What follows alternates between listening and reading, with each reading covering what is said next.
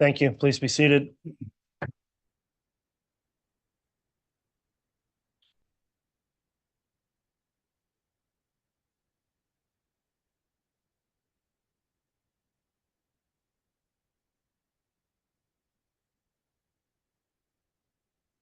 All right, good morning, everyone. We are back on the record on case CR 22-21-1623, State of Idaho versus Chad Guy Daybell. The jury is not present at this time. The court took under advisement separate motions yesterday relating to victim designations as well as two motions in limine, and set aside time this morning to make rulings on the record on those motions. So I'll note the defendant is present as well as defense counsel, the state present as well, prosecutors, and the court resolved the victim matter on the record yesterday. I do have rulings as it relates to the motions in limine this morning. So again, there were two motions filed, one on March 4th, one on March 14th by the state seeking introduction of statements that may be hearsay or may not. That's what was argued in the motion, and whether or not they'd be admissible. In terms of what is hearsay or is it hearsay, the Idaho Rules of Evidence define hearsay as a statement, oral or written, other than one made by the declarant while testifying at the trial or hearing offered in evidence to prove the truth of the matter asserted.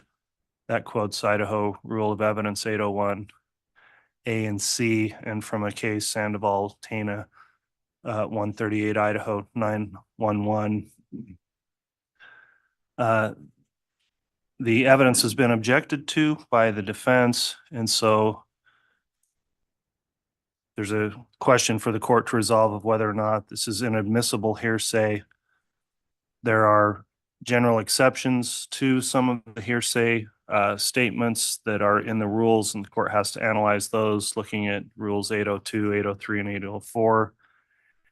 And then so the court has to first determine whether statements are in fact hearsay, and second, whether there's any exception that allows them to be admitted. So the first matter we'll take up is the statement requested by the state in the first motion in limine filed March 4th. That is a statement of Janice Olson, and the state seeks to introduce an out-of-court statement made by Tammy Daybell to a coworker and friend, Janice Olson, somewhere around 6 weeks before the time Tammy Daybell passed away. The statement that the state seeks to introduce is quoted in the motion. That was a statement Tammy allegedly made to Janice Olson, quote, she would just, I'll read that again, quote, she would, comma, she'd just say, comma, my husband thinks I should up my insurance here at the end of my, comma, at the end of my career, comma, before I retire. He's thinking I should up my insurance. The state seeks to introduce that statement, has argued that a exception would apply permitting that under Rule 803.3. And under 803.3, that allows for statements that are citing from the rule, then existing mental, emotional, or physical conditions. And the state's argued that these would fit within a physical condition statement, talking about the health of Tammy Daybell at the time, and the state arguing that her health is something that goes to the statement, bringing it within 803.3 for that part of the exception, which does allow a statement such as bodily health is what's included in the rule, and a statement of the declarant's then existing physical condition. The defense argued against it, saying it simply talks about a financial decision that was being discussed and does not fit within 803.3. The court did some research on the issue, and 803 There's a case, State of Idaho versus Garcia, 102 Idaho 378, and talks about when 8033 may apply. Talks about four areas. One, claims when there's claims of self-defense as a justification for killing, that would not apply here. Two is if there's a defense around a suicide allegation, that would not apply here. Three, claims killing was accidental, which there's no evidence that's in the theory of the case of either party here. And then four, when a specific mens rea is an issue. That specific mens rea issue in the conspiracy could be considered. However, upon weighing things out, both under 8033 and also under Rule 403, the court finds the statement is problematic for a few reasons. Number one, just reading through the statement again and precisely what the statement is, this talks about Tammy saying, quote, "My husband thinks I should up my insurance at the end of my career before I retire." And so, first of all, there's an issue there with when that would occur. There's some vagueness there. The testimony in the record so far is that Tammy had not worked at the school all that long, a couple of years. There's no indication she was preparing for or nearing retirement. And this statement that insurance should be upped, quote, before she retires or at the end of her career, I think makes the statement vague as it would relate to evidence in this case. Also, under 8033, I don't find that this fits in one of those exceptions as the state has argued. It's not a statement about physical health. It's, I think, in the context here, would agree with the defense that it's really a statement about a financial decision. And so, based on that analysis, the court is going to exclude the statement on the motion in limine. The state would not be permitted to introduce that statement in the state's case in chief, as I would find it would be impermissible hearsay. However, that does not rule out it potentially coming in later, either in the form of impeachment or if somehow the defense were to open the door to make the statement again relevant for impeachment or other purposes. So that's going to be the ruling as to the state's first motion in limine, denying the motion without prejudice to have it re-raised if it comes up in either impeachment or from the door being opened by the defense. The next motion had two separate statements that were sought to be introduced. And this is the March 14th motion. The first statement is a statement where Tammy Daybell told Janet Anderson that Chad had told Tammy, quote, "she is a zombie." And the state indicates that statement was made sometime late August up until October of 2019. So there's multiple layers of this statement, what Chad said to Tammy, Tammy said to Janet.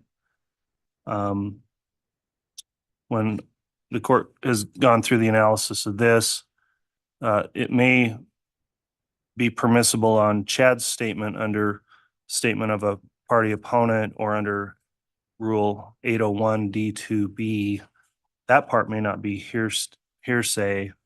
However, then Tammy telling it to Janet, I think clearly does become hearsay when you get into the multiple layers of the statement there. The issue the court has in addition there is the timing, quite frankly, of the disclosure, noting and agreeing with what the state argued that sometimes even on the stand, witnesses will suddenly say things they hadn't reported to officers, and it's still maybe credible and truthful, and the jury can decide that. However, in this case, looking at the fact that it is a hearsay statement, apparently this witness was interviewed first about 4 years ago, May of 2020, and then the statement just came up in March of 2024, almost 4 years later. That is a concern. Further, the actual statements and how they were made were, the brief said, were attached as an exhibit B to the motion. And to the court's knowledge, I don't have exhibit B, so I just don't know exactly what was being said. But looking at the multiple layers of hearsay here, I don't find that it's fitting in any exception to allow its admission in the state's case in chief. And also, I think it's problematic, the timing of when the statement occurred and was disclosed. And so the court is going to preclude the admission of that statement from Janet Anderson about, quote, she is a zombie. Also noting that the statement, even when it was made, at least according to the motion, was sometime over a 3 or 4 month period, which again, I think goes to the credibility of the statement of the court weighing out whether or not this would be a statement that would be more probative than unfairly prejudicial under a 403 balancing. So the court is going to exclude that statement from Janet Anderson. Again, though, it may become admissible in impeachment, or if the defense somehow opens the door to bring that back in. But in terms of the state's case in chief, it won't be permitted to be brought in as being inadmissible hearsay. The last statement in the second part of the March 14th motion in limine relates to a statement that the state seeks to introduce from a witness, Pam Peebles, who was a coworker with Tammy Daybell, and the statement that Tammy told her, quote, "This is the best I have ever felt in my life," and that, quote, she was excited about getting ready for a race. That's a statement purported to have been made 2 days before Tammy's death. The court does find that that particular statement, I think, clearly fits within 803.3, which allows an exception to hearsay for a then existing mental, emotional, or physical condition. The statement of the declarant's then existing physical condition, such as bodily health, is permitted, and that is a statement clearly about her health and would fall within the 803.3 exception. And also on a 403 balancing, its probative value is not outweighed by unfair prejudice. This is an issue that's already been raised by other witnesses, and a defense has crossed those witnesses, also further bringing up the issue of what was Tammy's health at the time before she died. The statement's also made in a narrow enough time frame to make it relevant as well, so the court will permit the statement from Pam Peebles if the state wishes to introduce that in its case in chief. So those are the rulings on each of those 3 evidentiary matters. Does the state have any questions on the rulings, Mr. Wixom? Any questions from the defense? No, Judge. Thank you for your time and effort in this matter. Okay, thank you. We'll just issue a very brief order referencing the court's findings on the record on those matters. So that's in the case. That'll conclude the ruling for this morning. Then, in terms of getting going on evidence, I'm not sure where if the jurors were coming in late, or would they be ready to be brought into the courtroom now? Fine, they're ready to go. Okay. If the parties are ready, we said we'd start at 9. We're a little early. Is the state okay to proceed, or do you need a minute? I think we need a moment, Your Honor. Okay, so you want to just start evidence at 9 o'clock? If we could do that, Your Honor, that would be great. Thank you. Okay, and that's what I mentioned yesterday. So we'll go ahead and get on the record at 9 with further evidence. We'll take a brief recess until then. I will note to the parties also, I did receive the juror affirmations from all the jurors this morning, and they're all here and have signed their affirmations. So we'll get started at 9 o'clock. All rise.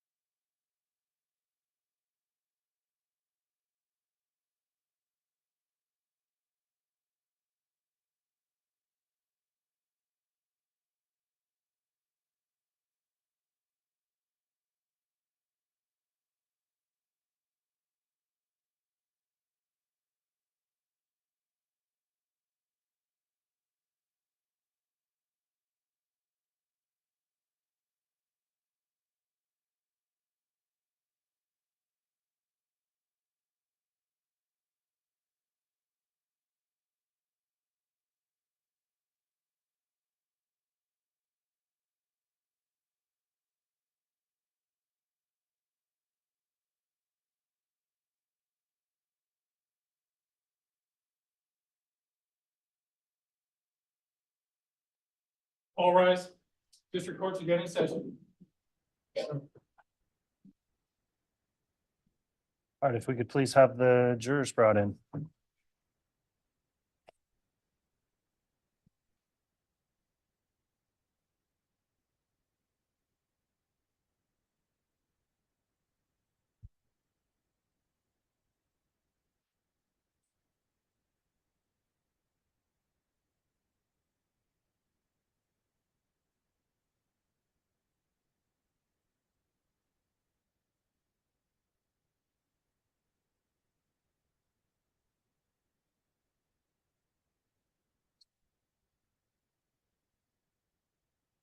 All right, please.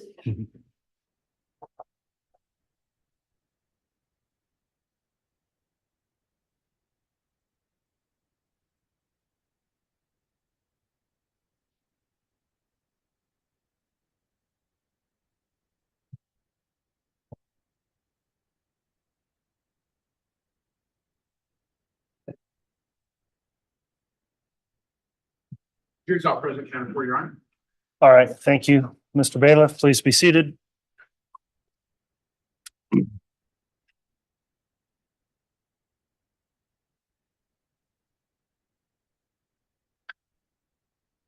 All right, good morning. We're back on the record on case CR 22-21-1623, State of Idaho versus Chad Guy Daybell. We're continuing evidence in the state's case in chief. We left off yesterday with Detective Kaya Kamanu on the stand in direct examination. I believe the state's still proceeding with more direct. Is that correct? That is correct, Your Honor. Okay, if you'd like to continue with testimony, Detective Kaya Kamanu is here. You can go ahead and take the stand and we'll allow you to continue on direct. I will note also, I received all of the juror affirmations and the jury is all here properly seated. So thank you again, ladies and gentlemen of the jury, for continuing to follow the court's instructions as you retire home each night. And with that, Ms. Blake, once you're ready, you can continue with your direct. Your Honor, may I be handed back State's Exhibit 107B? Yes.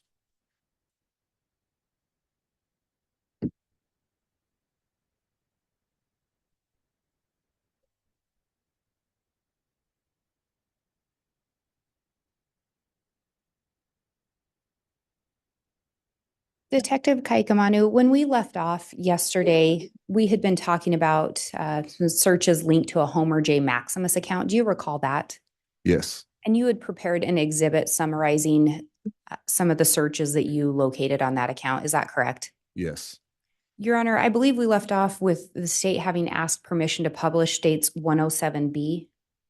Yeah, we had the tech issue. I believe and hope that's all been sorted out. They worked on it for a while, so I think we've got things working. If those monitors don't work, also please make an indication, jurors, and you can publish. Thank you, Your Honor.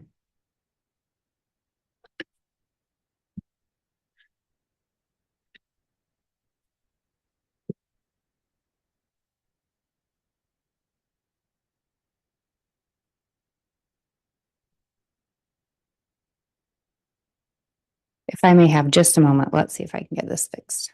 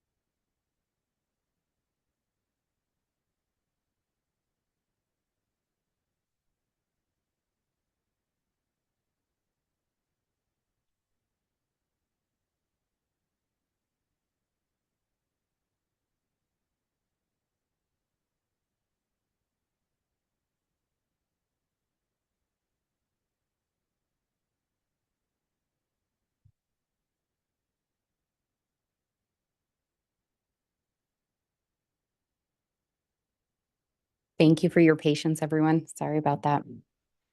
Detective Kaikamanu, does this look like the start of the PowerPoint presentation that you created?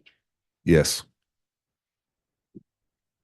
And can you remind the jury, who was that Homer J. Maximus account ultimately associated with? Alex Cox. And if we turn to the first slide, can you see the date on there? Yes. And what date is that? October 8th, 2019. And can you remind the jurors when the attempted shooting of Tammy Daybell occurred? October 9th, 2019. What is it about these searches on October 8th that caught your attention? These searches, Alex Googled the 100-yard drop to 200 and 100 to 300. And when we talk about a drop, can you explain what that is? During shooting and sighting in your rifle with your scope, depending on how far you're out in yardage, a lot of times you will dial in that scope to a precise point of impact of your bullet. The drop of the bullet, the further you're out, the drop of the bullet tends to go down a little bit. So essentially the idea being that from where you're standing, that's going to be where the bullet will go and where it will ultimately land or hit a target. Correct. And also in there, it looks like it was a 6.5 Grendel specifically. Yes. What kind of gun was recovered from an apartment associated with Alex Cox? Alexander Arms 6.5 Grendel. And then it looks like there's another date on there, October 9th of 2019. Is that correct? Correct. And there's some additional searches there. What about those caught your attention? He searches just different uppers for ARs, muzzle energy brake of a 6.5 Grendel, and frog sizing of frog tog pants. And breaking those down a little bit and actually going back to October 8th, was there anything else other than it being the 6.5 Grendel that stood out to you with these particular searches? Not at this time to me, no. And then on the October 9th, we've talked about the 6.5 Grendel. What about the frog tog sizing caught your attention? There were some frog togs purchased on this same day at a different location. And from your investigation, did you learn anything in relation to where those frog togs may have been purchased? Yes. And where was that? Sportsman's Warehouse in Idaho Falls, Idaho. Did you learn anything in relation or review anything in relation to where a device associated with Alex Cox was located that same day? Yes. And where was that? Sportsman's Warehouse in Idaho Falls, Idaho. Do you know what color those frog tog pants were? Black.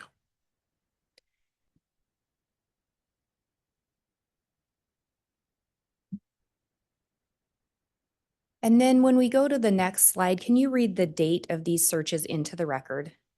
October 10th, 2019. And can you explain what about these searches stood out to you?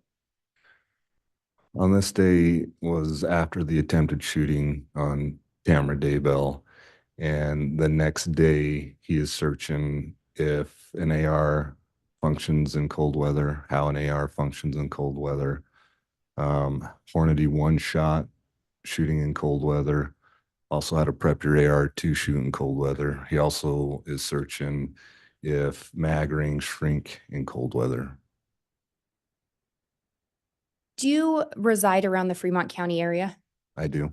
Have you resided there for some time? Yes.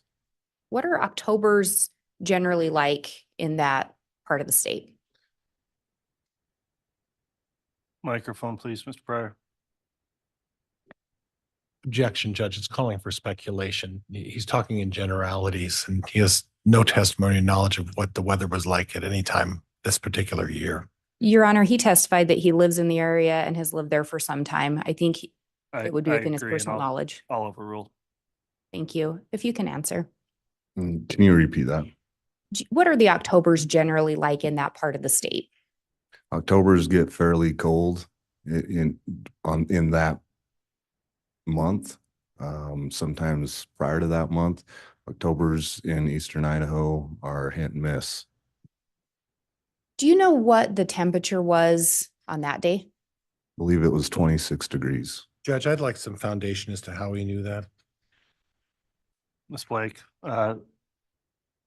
knowing the precise, I agree, degree temperature would require additional foundation. Did you do anything to look into what the temperature was that day? I did. What did you do? I Googled and got on to the National Weather Service and put in that date, October 9th, 2019, to see what the temperatures were during that day. And what were the temperatures? 26 degrees.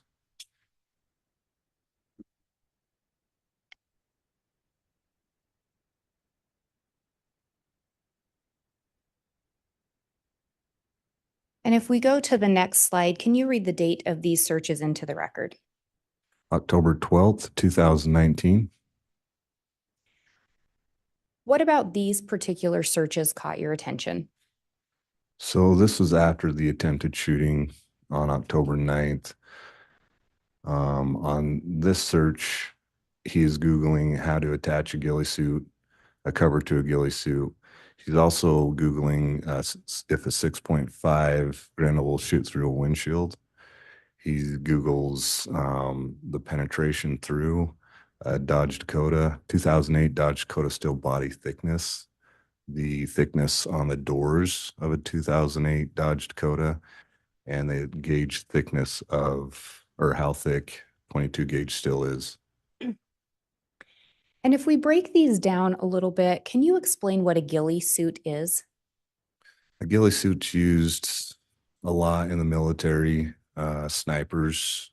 It's a cover that they can use for cover while in the weeds, the brush, the trees, so they're not seen. And what about a 2008 Dodge Dakota stood out? Tammy Daybell and Chad Daybell had a 2004 Dodge Dakota registered to them.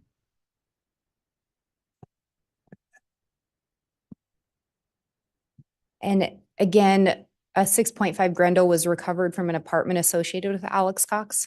Correct.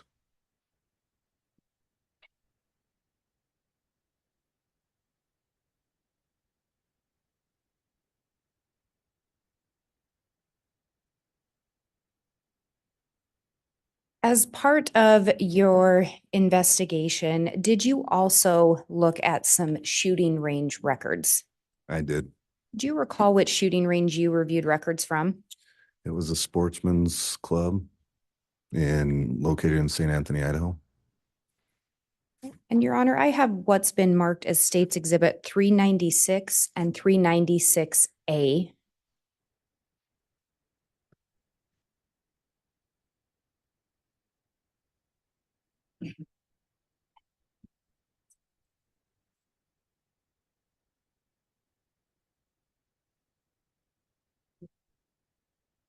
Your Honor, I just handed the bailiff a courtesy copy for defense counsel, a copy for the court, and a courtesy copy for Your Honor. All right.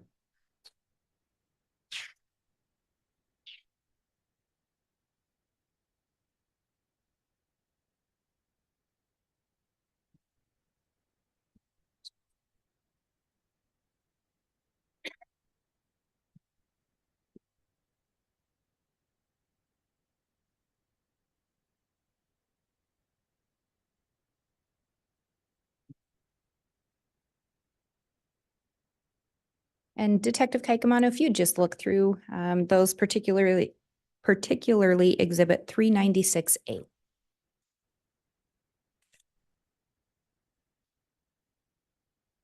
And Your Honor, while he's looking through those, I believe these are a stipulated to exhibit. The first exhibit 396 would be the affidavit of business records, and exhibit 396A would be the actual logs. That is correct, Judge. All right, those have been offered now and admitted, so 396 and 396A are both admitted exhibits. Thank you, Your Honor.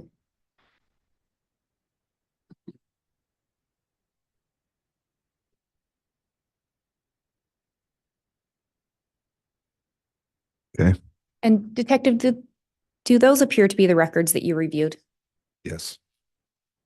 Were you able to determine whether or not it appeared Alex Cox had been at that gun range?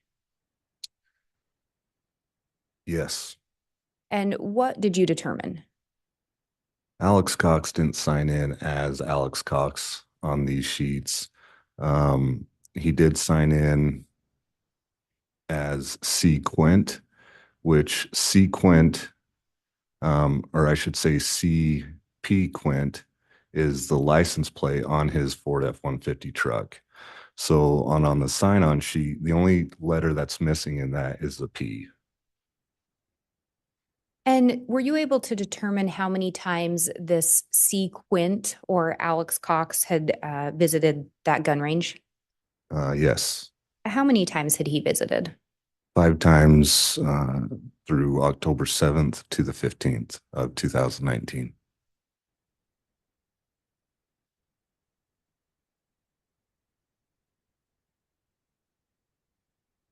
And again, the attempted shooting of Tammy Daybell was which day? October 9th, 2019. And what day was Tammy Daybell pronounced dead?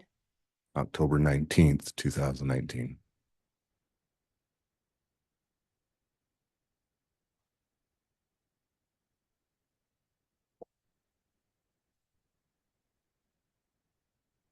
As part of your investigation, did you also review some data recovered from a phone associated with Tammy Daybell? I did. And Your Honor, I have what's been marked as States Exhibit 108. It is a affidavit of business records in relation to Tammy Daybell's phone.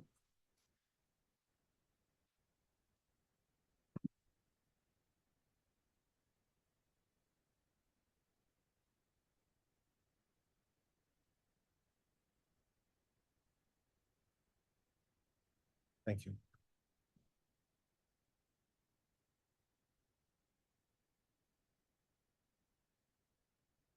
Give us a moment, Miss Blake. We're gonna verify the number here.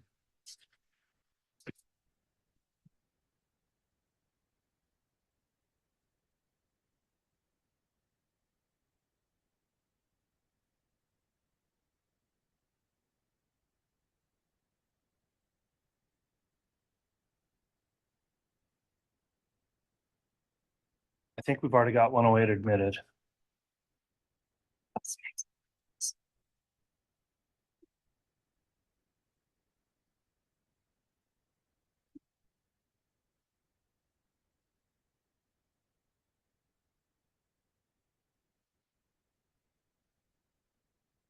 Your Honor, may we approach briefly? Yes, actually, let me have the bailiff hand you the admitted exhibit for your review.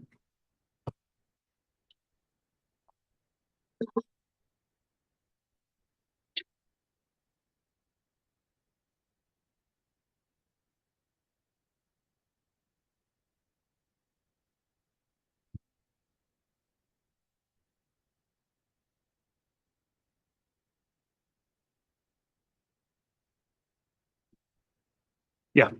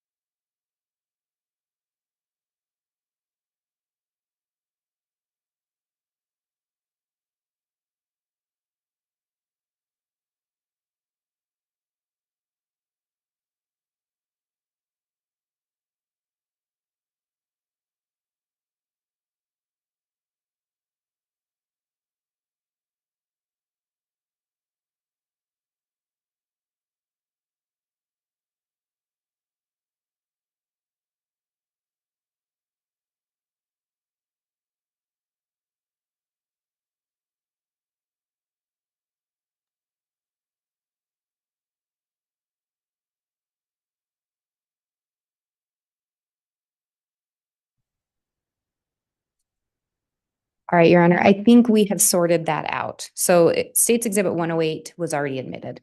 Yes. The state would ask to have the witness shown State's Exhibit 291.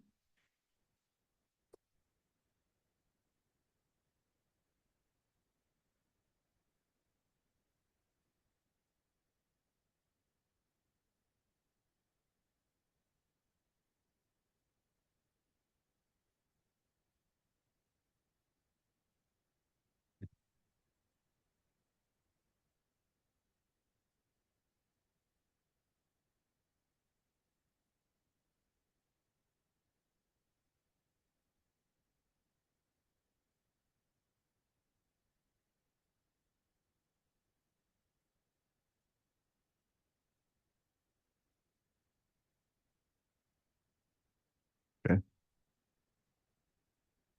Do you recall reviewing that particular email? Yes, I do. And Your Honor, there is a stipulation to admit the contents of Tammy Daybell's phone. This is one of the items retrieved from her phone. So the state would move for admission of Exhibit 291. Any objection? No, Judge. All right, Exhibit 291 is admitted. And Your Honor, the state would ask for permission to publish. You can publish.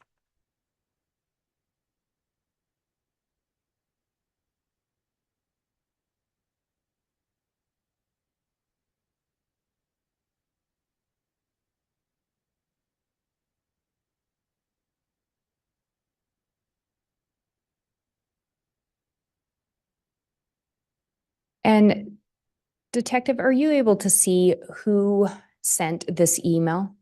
Yes. And who was that? Tammy Daybell from tammy.daybell@gmail.com. And are you able to see who it was sent to? Yes. And who is that? Mark Daybell at mark.daybell@missionary.org. And can you see the date that this shows as having been sent? Yes. On 10/13/2019 at 2:38, or correction, 2:23:18. And Your Honor, I'm going to pause to allow the jurors to read. Okay, thank you.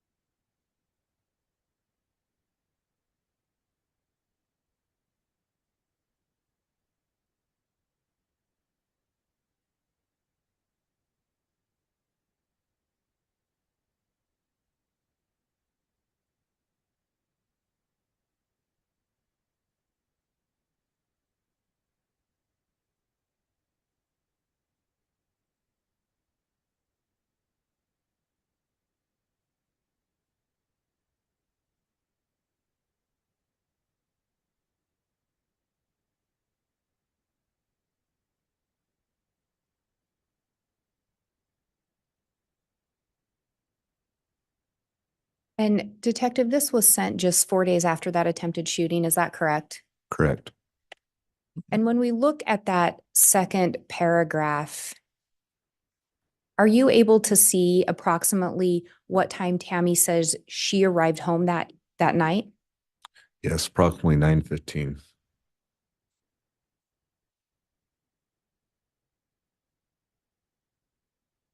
And are you able to see in there, actually, let me back up. Can you read the last couple sentences there, starting with "I looked up"?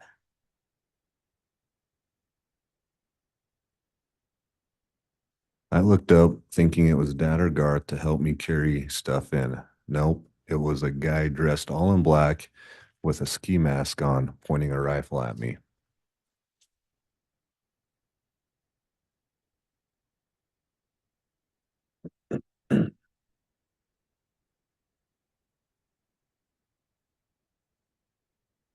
And Your Honor, again, I'm going to pause to allow the jurors to read.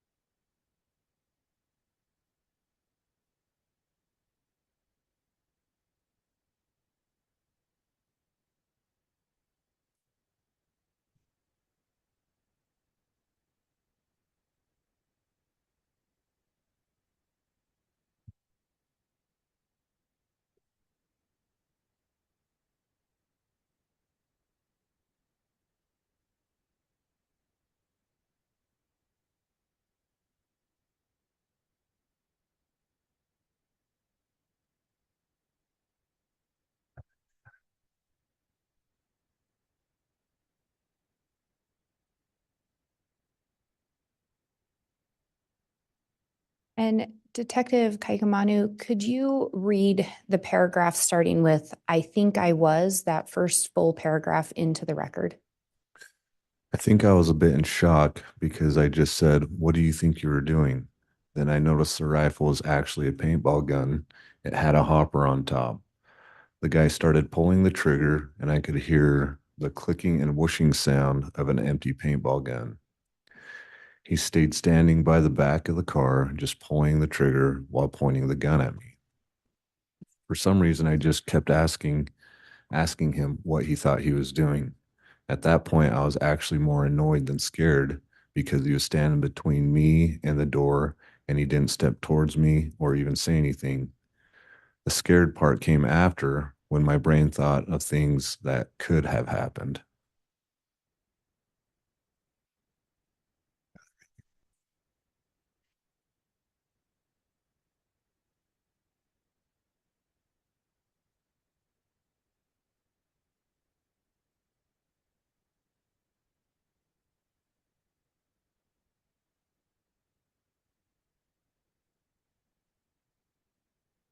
And Your Honor, again, I'm going to pause to allow the jurors to read. All right.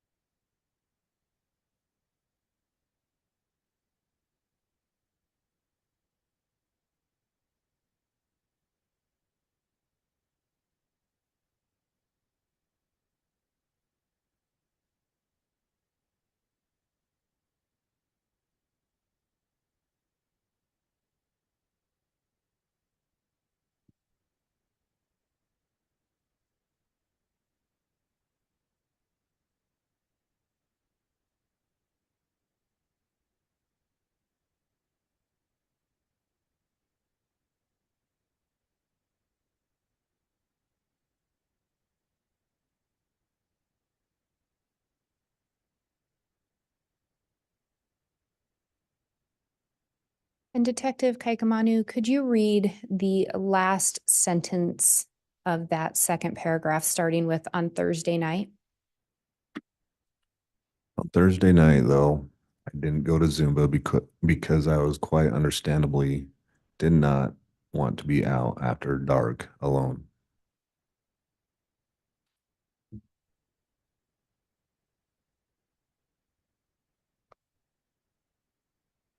And I'm going to go back to that paragraph that we were looking at previously. In there, Tammy refers to the paintball gun as a rifle. Is that correct? Correct. And she specifically references a hopper. Yes. And that's in reference to why she thought it was maybe a paintball gun. Yes. She also indicates the guy started pulling the trigger. Is that correct? Yes.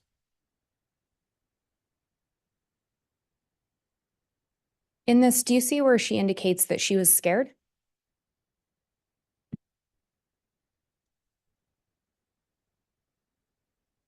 Yes. And in that last sentence that we just talked about, she indicated she was scared to go out alone the next night. Yes.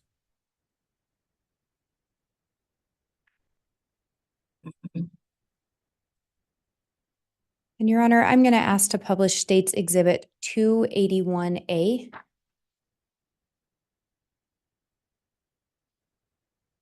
It was admitted yesterday. Okay, you can publish.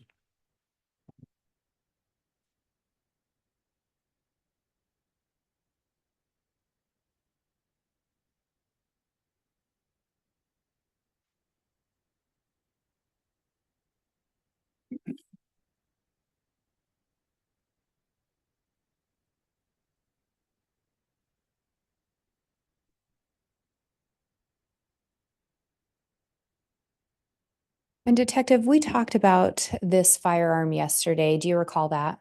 Yes. And where was this recovered from? This was recovered from Alex Cox's apartment. And can you remind the jurors what type of firearm this is?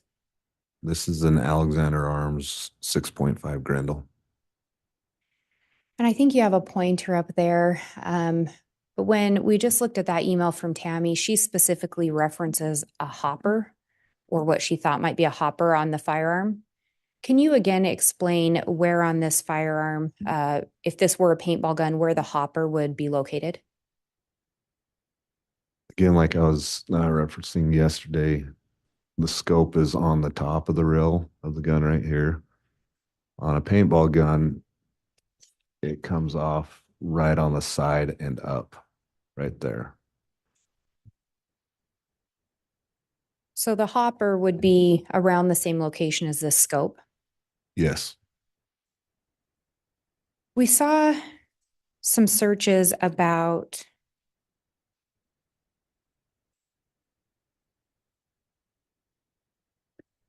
drilling a baffle to make a suppressor. Can you talk a little bit about what a suppressor is? A suppressor is a device that can be screwed onto the end of rifles, handguns, miniguns that will make the bullet coming out quiet. Sometimes people make homemade suppressors, which they have to drill holes. And you can also buy those legally. Where on the firearm would you attach the suppressor? The suppressor is attached right on the end of the barrel right there.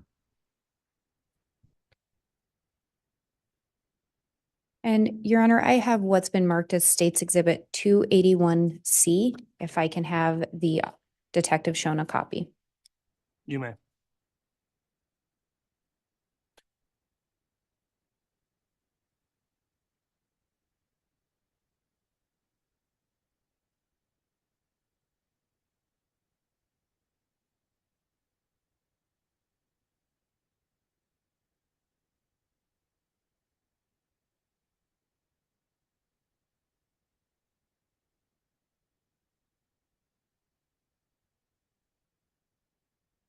Detective, do you recognize that photo? Yes. And did you in fact take that photo? Yes. And what is it a photo of? This is a photo of the end of the rifle. A close-up photo? Yes. Your Honor, the state would move for admission of State's Exhibit 281C. Any objection? No, Judge. Exhibit 281C is admitted. Your Honor, may I have permission to publish? Yes.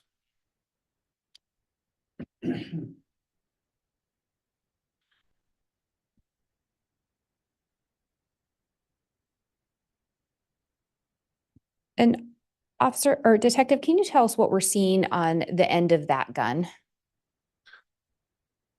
So at the end of the rifle right there, it's threaded. A lot of times there's muzzle brakes on there, or you can take that muzzle brake off and thread a suppressor onto that.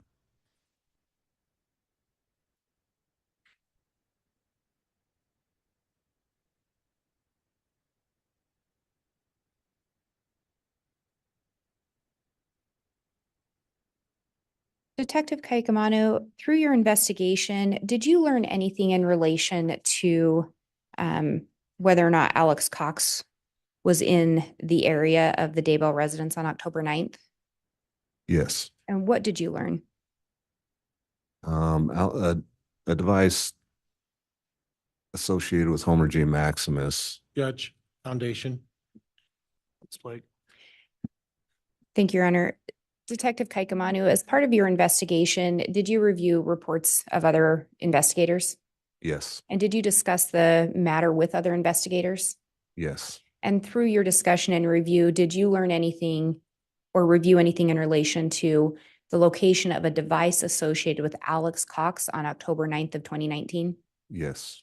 Did you learn anything in relation to a device being in the area of the Daybell residence? Yes. What did you learn? On October 9th, 2019, a device that was associated with Alex Cox, known as Homer J. Maximus, was located going up and turning next to the Daybell residence and driving and making a turn and going back around the Daybell residence. This time frame was about 4:40, 4:55 p.m. to 5:03 p.m. So 4 hours or so before the attempted shooting. Yes. And later in the day, that same device was at Sportsman's Warehouse in Idaho Falls. Is that correct? Yes.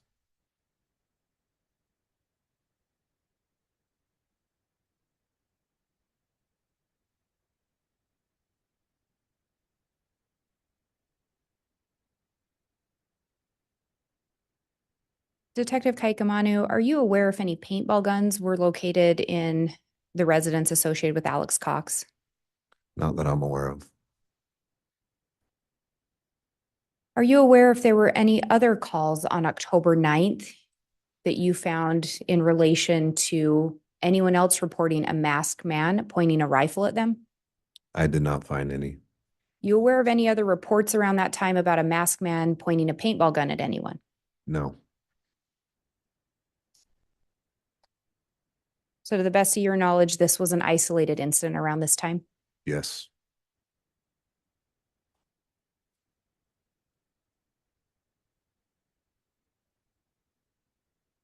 Do you recall reviewing anything in relation to some geofence location data?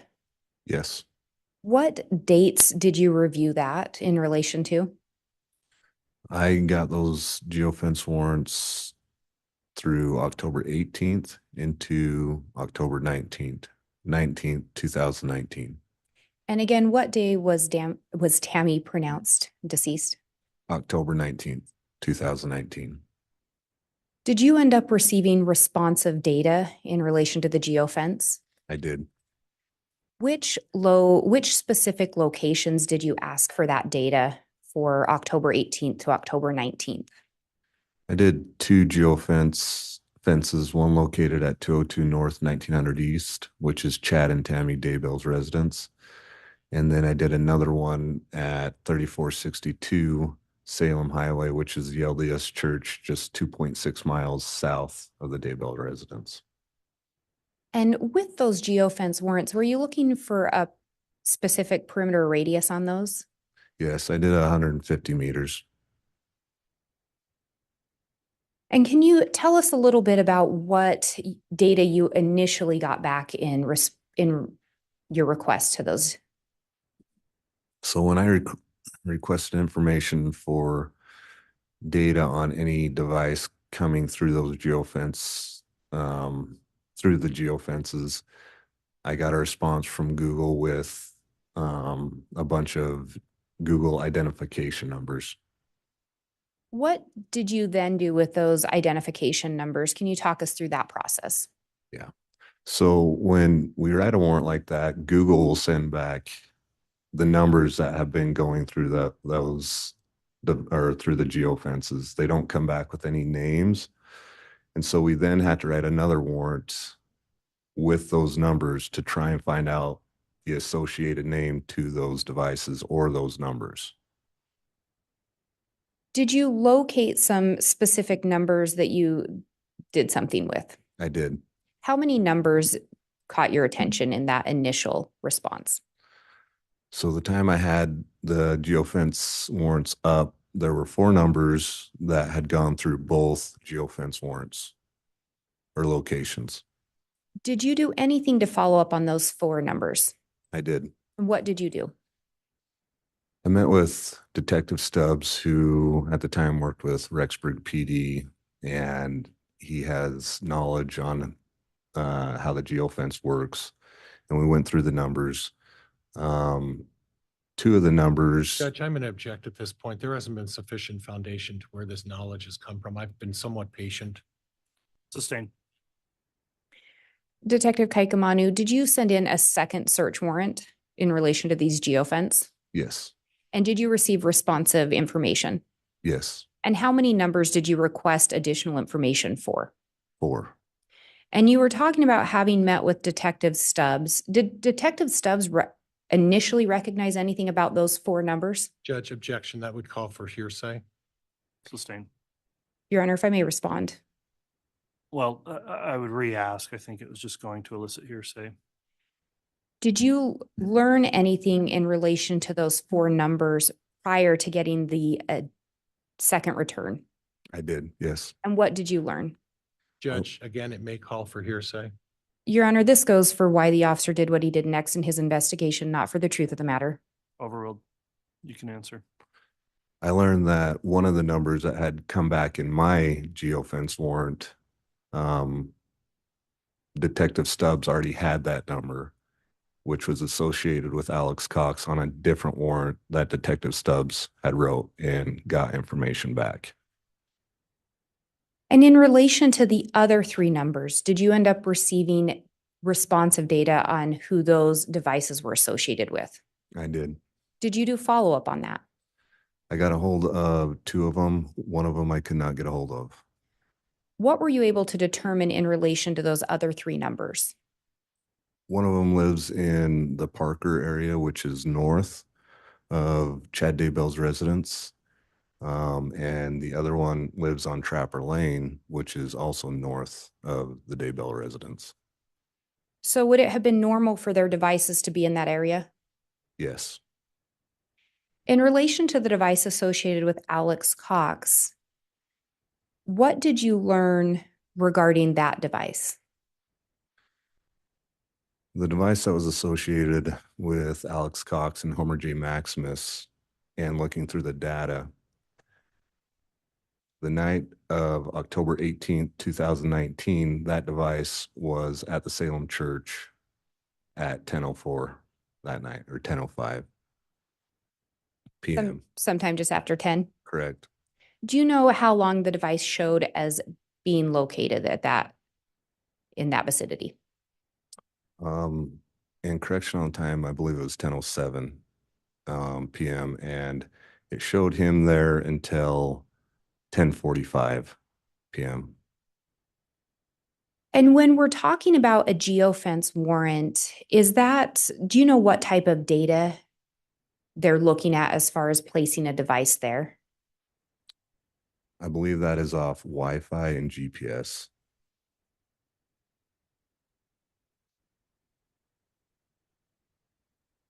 So with the geofence, it's located there until 10:45 p.m. of October 18th, correct? Correct. Did you learn anything else in relation to that device as far as any later time that night? That device shuts off or goes dormant and is no longer there. And it is later picked up at 11:53, roughly 7 miles south of the church.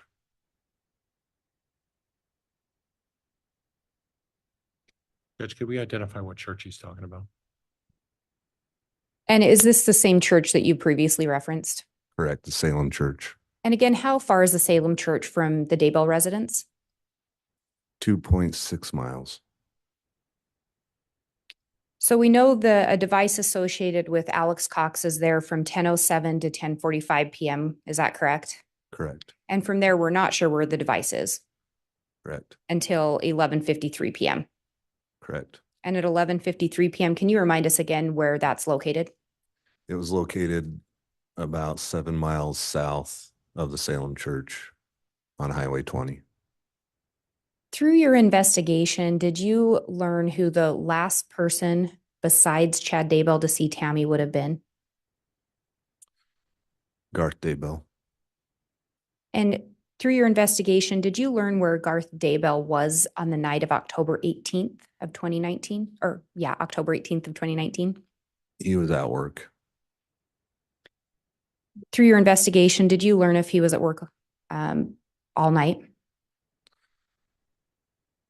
I believe he got off around 1 o'clock in the morning. Do you know where he was working? He worked at that time, he was working at the Haunted Mill. And what is the Haunted Mill? It's October. The Haunted Mill is a haunted, scary attraction. And it's seasonal. Seasonal, yes. When you looked at that geofence, did you get any return on a device associated with Chad Daybell? No, Not at either location. no. Did you later learn where Chad had indicated he was on October 18th into the morning hours of October 19th? From other deputies' reports, he had told them that he had been home. And yet no device was located in relation to Chad Daybell. Correct.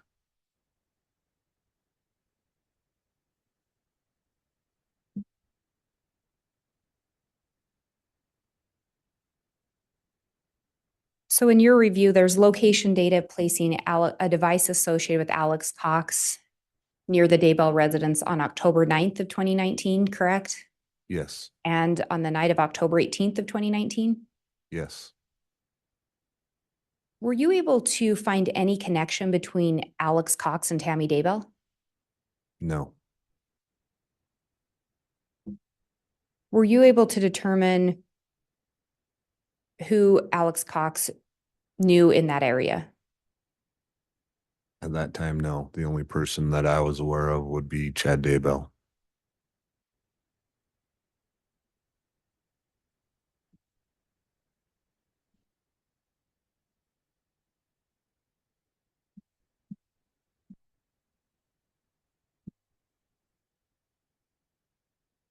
Through your investigation, did you become aware of some emails from Charles Vallow that he'd sent to an email that he sent to Tammy Daybell? Yes, Did you also become aware of an email Charles Vallow sent to Chad Daybell? yes. Do you recall what the content or what the gist of the email that he sent to Tammy was about? The email that was sent to Tammy was on June 29th, 2019. And Charles was reaching out to her school address, email address, and telling her that he had some information about an affair going on. He didn't go into too much detail because he didn't want to explain all that over email, and left Tammy his number to have Tammy call him. And through your investigation, were you ever able to determine whether or not Tammy Daybell had contact with Charles Vallow? I was not able to confirm that. And in relation to the email Charles sent to Chad Daybell, do you recall the gist or content of that? Yes. And what was that about? So Charles sent on the same day an email to Chad, telling Chad that he was aware of what was going on between him and his wife, and Chad needed to tell his wife, or Charles was gonna expose them. He was also aware that Lori had sent him some dance videos of her, and that was inappropriate. Through your investigation, did you learn whether Chad and Lori were married? Yes. And what did you learn? I learned that they got married November 5th, 2019. And again, Tammy Daybell was pronounced dead on October 19th of 2019. Yes. Do you know when her funeral was? October 22nd, 2019. So just 3 days later. Yes.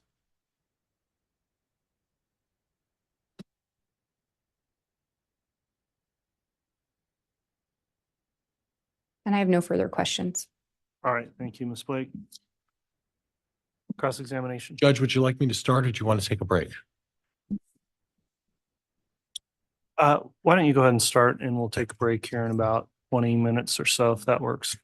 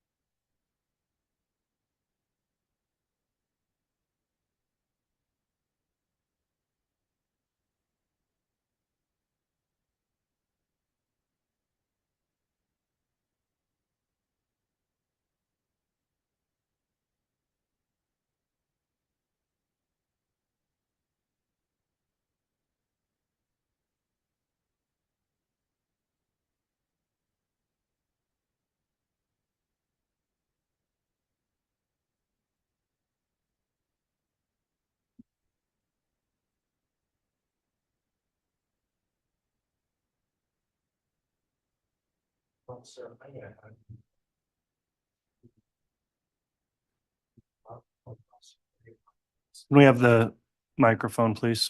Officer, if you would allow me to either call you Officer K or I'm going to mispronounce your name for the next 20, 25 minutes. That Officer K is okay. Thank you. I appreciate that. Now, officer, you took the liberty of let me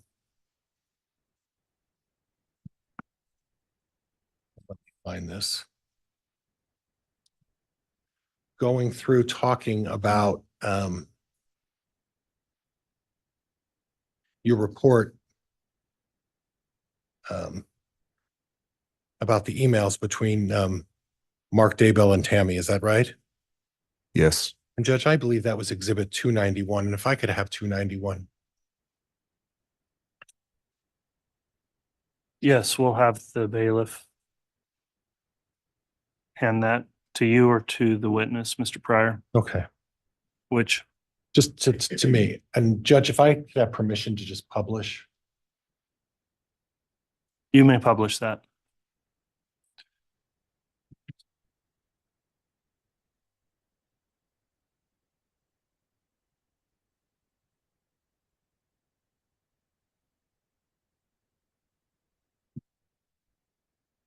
And officer, if you could tell me the date of that email. 10/13/2019. Okay. And then that was obviously Dear Markey. That would be Tammy's son. Yes. Okay. And the very first sentence, it said, on Wednesday during the day, a lady pulled into the Price's driveway, grabbed their dog, drove off, right? Yes. And then she went on to talk about what transpired about that and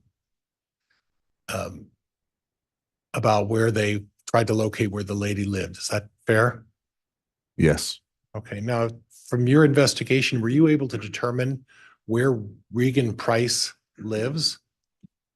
Yes. Where's Regan Price live? Regan Price lives directly south of Chad Daybell's house. Okay. And then that would be directly east of Joe Murray's house. Correct. Yes. So if we have if we can visualize this, we have Chad Daybell's property. And approximately how big is Chad Daybell's property? Do you know? I'm not aware of that. Okay. It's a more than an acre. Yes. Okay. And directly across the street from Chad Daybell's property is another house, correct? Yes. And then kitty corner to the south and to the west would be Joe Murray, right? Yes. And directly southeast of Chad's property would be Regan Price. Would that be fair? Yes. Okay, so 4 houses all kitty corner from each other. And this is more of a rural setting. Would you agree with that? Yes. And the houses are all on larger plots of property, correct? Yes. But the houses themselves are relatively close in terms of location. Would you agree with that? Yes. All of the houses on that particular corner, we heard on the 911, there was something about a flashing yellow light. And on that very corner, that's where all the four residences are located, pretty much on the corner of each of those, that intersection, right? Yes, Okay, so relatively close together are these homes that we've established that, right? yes, Okay, so one of the close neighbors is this lady by the name of Regan Price, correct? yes. And she talked about how somebody pulled into their driveway and grabbed their dog. Do you recall when that took place? Well, in this email, she's writing it on the 13th about the night of the attempted shooting. So I'm assuming it was on the 9th. Okay, so if you look at the very first line to her, she's writing this on the 13th to her son, which was a short time after the paintball incident. She says on Wednesday, during the day with Reagan outside. So can we presume that it was that Wednesday of that week? Yes, Okay. So at that point, somebody grabbed Reagan Price's dog, took off, stole the dog and disappeared, correct? yes, And then now she says on the same day, you look down below to the second paragraph, right? You see that? Yep. yes, She was coming home from clogging. It was about 9:15 and she backed into the driveway. Okay. So the nose of her car was facing out of the driveway, correct? yes, Now, what I'd like to know is, you've been out to the house, right? yes. And how long of a driveway is that? The front driveway, and I haven't measured it, but maybe, I can make it easier for you if we could do it in Yeah. terms of an analysis.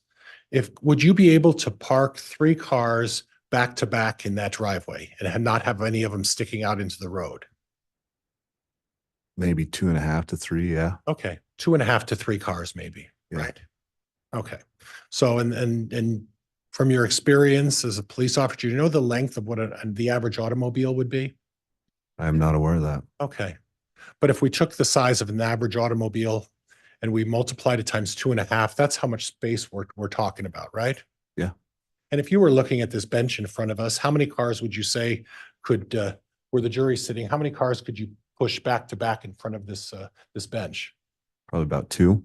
Okay, so if we're asking about 2.5, would it be fair to say that the driveway was from the end of that bench to where this officer is? Possibly. Okay, so that's the length of the driveway. And at that point, from what I understand, according to this document to Mark, she was getting some items out of the back seat and realized someone was at the back of the car. So she backed her car in and someone was behind her car. That would be near the garage. Is that the way you're reading that? Behind her car, yes. Okay, so someone was behind her car near the garage. She looked up thinking it was Dad or Garth to help her. Nope, it was a guy dressed in black with a ski mask on pointing a rifle at me. And she did say the word rifle, didn't she? Yes. Okay.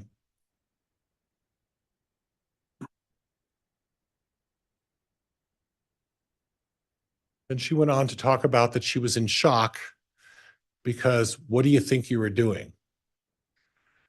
Then the next line was starting with then. Would you read that next line for me?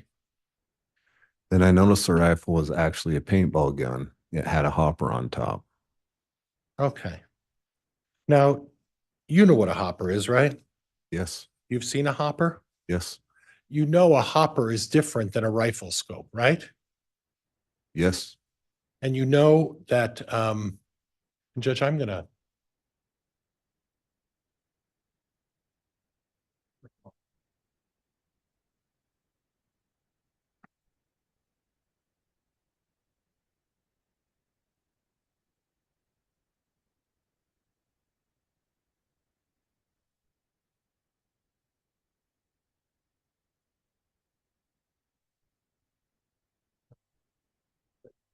So in any event, you know that a hopper is a little different than a rifle scope, right?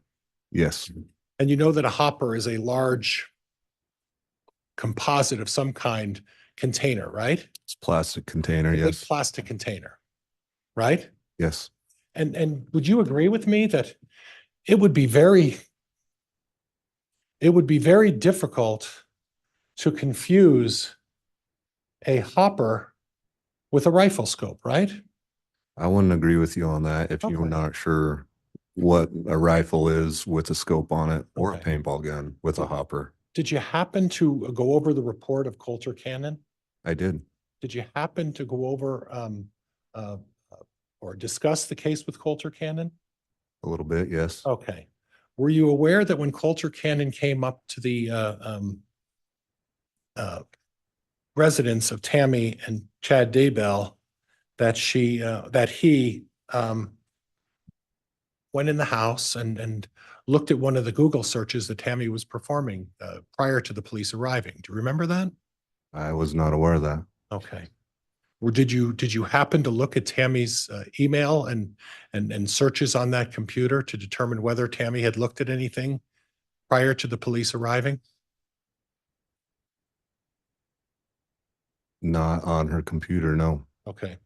Were you aware that Officer Cannon walked up to the computer with Garth Daybell and Tammy Daybell and proceeded to look at pictures of paintball guns? I was not aware of that. Were you aware that during the Google search by Tammy Daybell, that she pointed to the actual paintball gun that she saw the gentleman holding that day?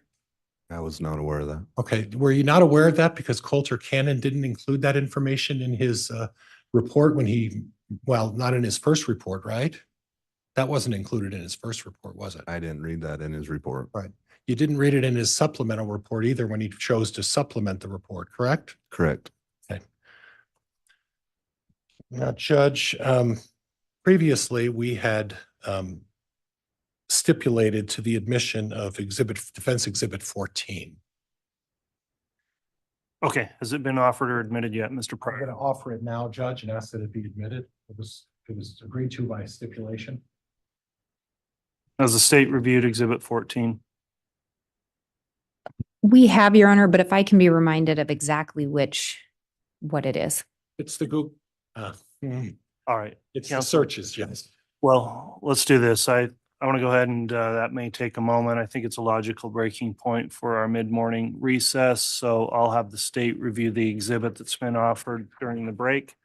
And let's try and come back on the record here in about 25 minutes or so. So about 10:35. Thank you, Judge.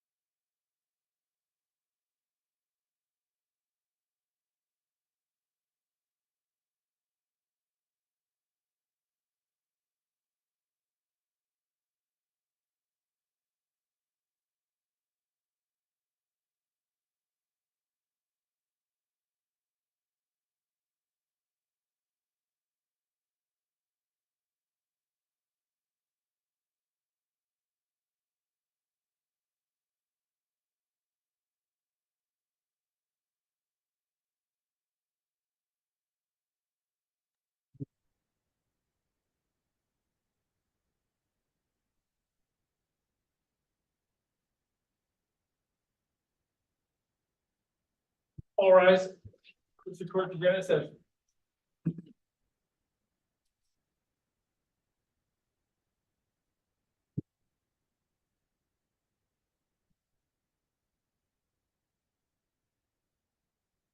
All right, thank you. Please be seated. We'll have the jurors return to the courtroom, please.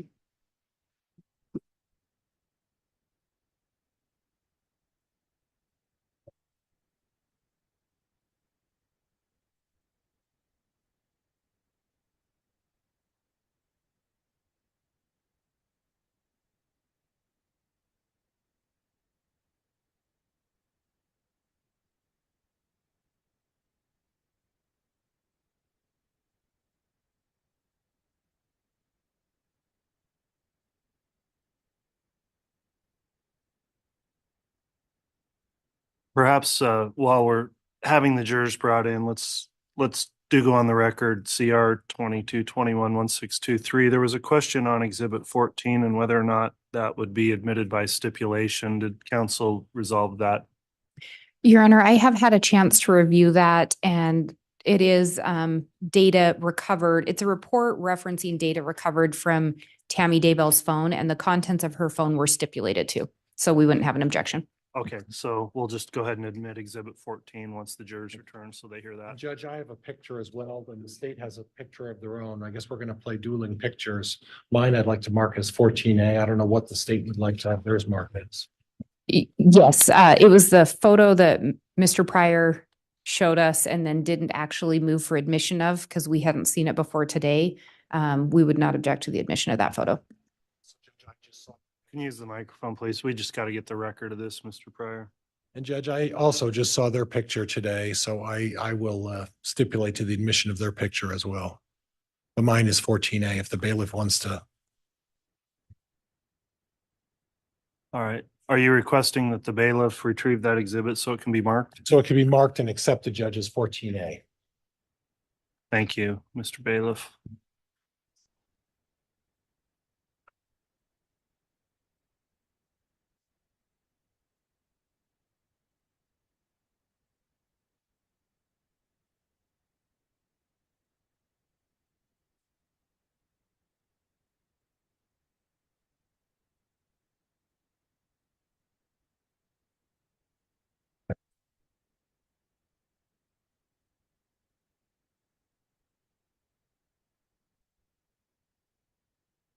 And we can have the jurors brought in once they're ready. Sure. Thank you. All right, please.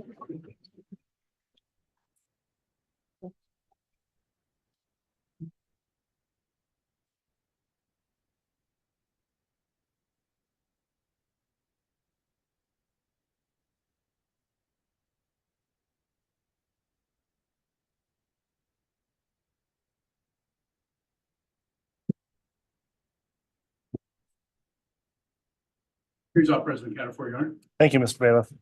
Please be seated.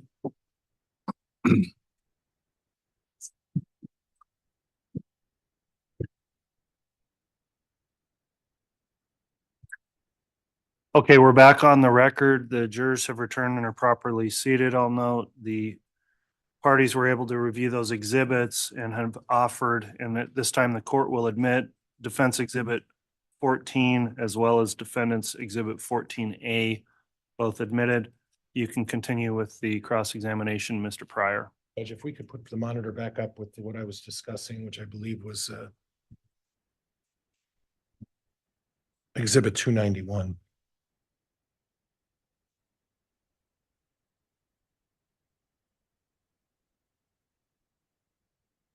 Now, officer, prior to taking our break, I think I was talking about the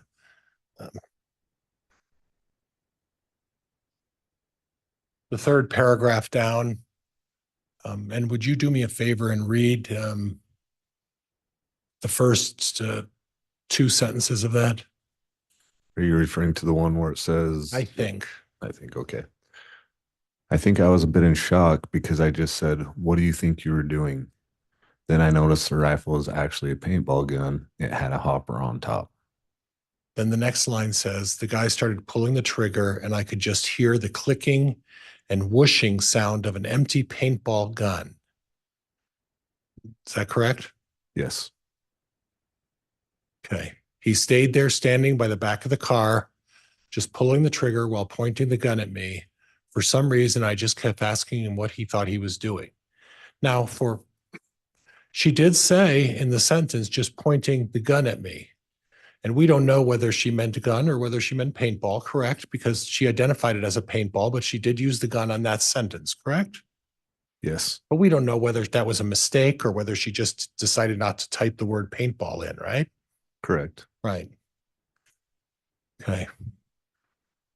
Then I just asked him at what point I was actually more annoyed than scared because he was standing between me and the door and he didn't step toward me or even say anything. Okay. Okay. So from what I understand, when she was backing up, then the front of the door is really right next to the garage, right? If I remember right, yes, it's a little sidewalk up to the garage or Yeah. to the main door. And that sidewalk's probably less than 5 feet, correct? I couldn't testify to that. It's a short sidewalk. Okay. Though. Well, I- not okay. Do you I can't testify to that. Objection, Your Honor. Counsel's adding facts, not in evidence. That's sustained, and in addition, please don't talk at the same time as each other, Mr. Pryor. Wait for a concluded answer before you ask a new question. Would you agree that it's a short sidewalk from the gate into the yard to the front door? It is a short sidewalk, but I can't testify to how long it is. Okay, that's okay. Now, from this description, this person was standing between the door and the garage at the very back of Tammy's, where Tammy's car was backed in, correct? Yes. So in other words, that was something that was at relatively close range. Would you agree with me? Yes. And in that sense, being at such close range, you'd probably get a pretty good look at what type of instrument was being pointed at you. Would you agree with me in that regard? Objection, Your Honor. Calls for speculation. Overruled. Would you agree with me in that regard? When it's something that close to you and you're looking at it, you'd be reasonably certain about what you're looking at, correct? It was in the daylight. Okay. Yes. Okay. Now, we can all agree that the manufacturers of paintball guns make them in various shapes and sizes, correct? Yes. And the manufacturers of these guns get some benefit by making some of these guns look similar to weapons, right? Real weapons. Yes. And they can make them quite authentic at times, correct? They can be, yes. Right. But there is one thing that distinguishes a paintball gun between a real gun, and that is a hopper, correct? Like you just mentioned before, the manufacturers are coming out with new guns. So yes, a hopper is one, but there's many other ways that paintballs can fit into a rifle without a hopper. Okay. Okay. So in other words, unless we actually had this weapon in hand, we really don't know which one it is. Would that be fair? Yes. Okay. Okay. Now, please correct me if I'm making a mistake, but without a suppressor, a AR-15 is a very, very loud gun, isn't it? Yes. And even with a suppressor, an AR-15 is not silent. It still makes a pretty loud noise, doesn't it? It depends what kind of ammunition you're using. Okay. Well, what kind of ammunition was in this gun? That I don't know. Well, you don't even know if it was a gun, do you? I know it was a paintball gun or a rifle that she referred to. Okay. Okay. But depending on the ammunition, there's still going to be a loud noise, right? Are you asking with the suppressor on or off? With the suppressor on, there's still going to be a noise, right? There will be a noise, but not as loud depending on what Okay. ammunition you're using. Okay. And when you're just several feet from the front door of a house with Garth Daybell and Chad Daybell inside the house, you would think they would have heard a gun if even with a suppressor, you think they would have heard the rifle shoot, right? Again, it depends on what ammunition is Okay. being shot through the gun. But what we do know and what we're certain of is that when a paintball gun is shot, they can't change the fact that there's a whooshing noise, can they? There's a popping noise with the clicking. And a whooshing noise. whooshing and popping. Right. Okay. Okay. So when Tammy Daybell in this report talks about the whooshing noise that she heard, sounds like she's describing the whooshing noise from a paintball gun. Objection, Your Honor. Move to strike. Counsel's testifying. Sustained. Did it sound from this email that Tammy Daybell's describing the whooshing noise of a paintball gun? She said she heard a clicking and whooshing. Okay. Okay.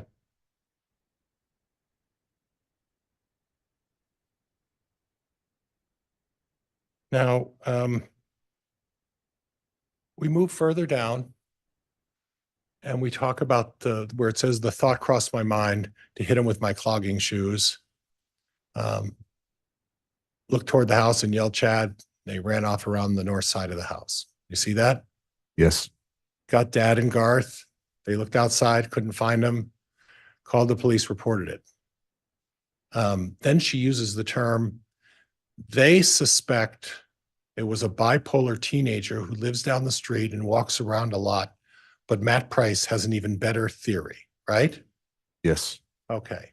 So it's really unclear who they say they suspect it was a bipolar teenager. They don't know if we're talking about the police told them or whether it was Chad and Garth said it was a bipolar teenager. Is that fair? That's fair. Okay.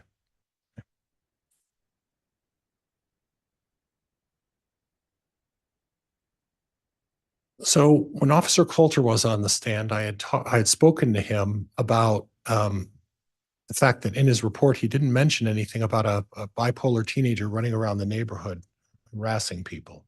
Were you aware of that at the time of this offense? Objection, Your Honor. Calls for speculation. Overruled. Were you aware of the fact that there was a bipolar teenager running around the neighborhood?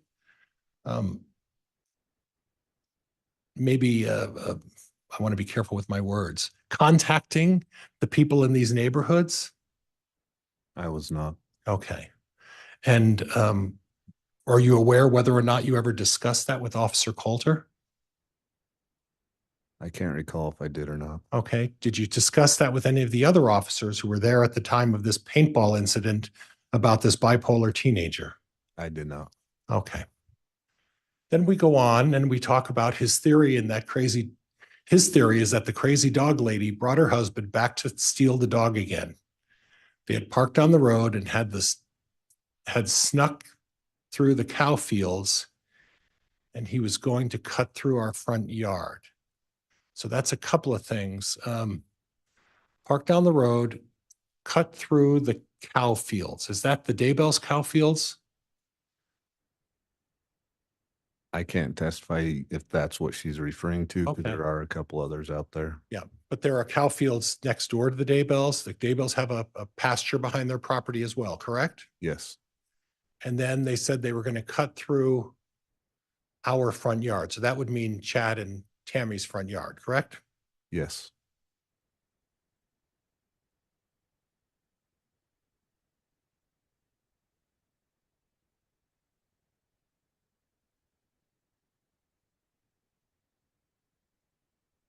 When I pulled up and startled him, he didn't know what to do. So he panicked and tried to menace me with his not real gun. So at that point, she's pretty clear that she knows it's a not real gun. Would you disagree with that? Objection, Your Honor. Calls for speculation as to what Tammy knew. Sustained. Well, she put in a, Objection, Your Honor. Narrative. Yeah, Mr. Pryor, I ruled on it. Okay. So ask a different question. so after the line that says it was a not real gun and then ran off back across the field, which would explain why he ran across the side of the house. I never heard a car and we couldn't find anywhere. You see that? Yes. And then she wrote, it's actually a pretty good theory. You see that? Yes. Did you guys interview Regan Price? We spoke with Regan Price. Yes. Okay. Did you talk to Matt Price? Yes. Okay. And did they confirm the fact that someone stole their dog around the close in time to this occurrence? I'd have to go back to my report. I know we spoke with them after this incident, quite a ways after this. Okay. But you do know that this incident with the dog, I believe it occurred on the same day that the paintball gun took place. Is that right? Yes, And the issues about the bipolar teenager running around the neighborhood, that was close in time as well, correct? that was Matt's theory. Yes. Okay. And then finally, honestly, would you read the word honestly down to the end of the paragraph? Honestly, I just kept wondering what kind of person walks around with a ski mask on, carrying an empty paintball gun. Bipolar doesn't mean you want to hurt people, so I'm leaning more towards Matt's theory. The guy didn't try to rob me or even really hurt me. On Thursday night, though, I didn't go to Zumba because I quite understandably did not want to be out after dark alone. So in this particular incident, it's saying that I'm leaning towards Matt's theory. The guy didn't try to rob me, or the guy didn't try to hurt me. So she wasn't threatened by someone holding a paintball gun like a rifle, right? Objection, Your Honor. Calls for speculation and mischaracterizes this email. Sustained. And Judge, I need to go back to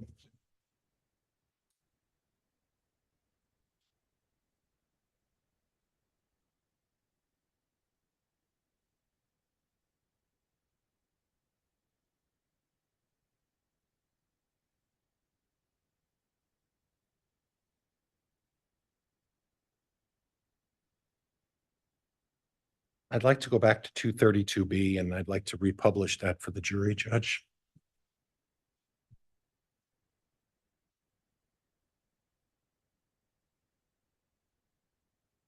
All right, we'll have the bailiff provide that to you, Mr. Pryor.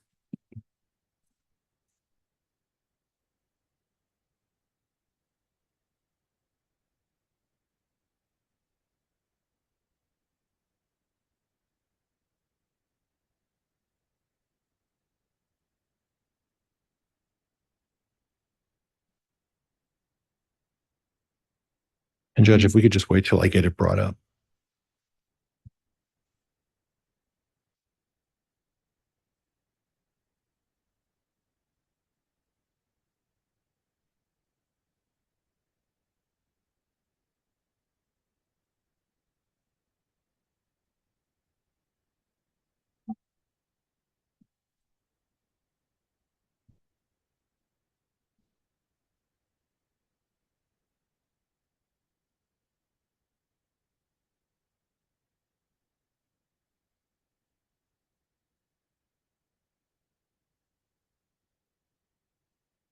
I think I'm ready, Judge.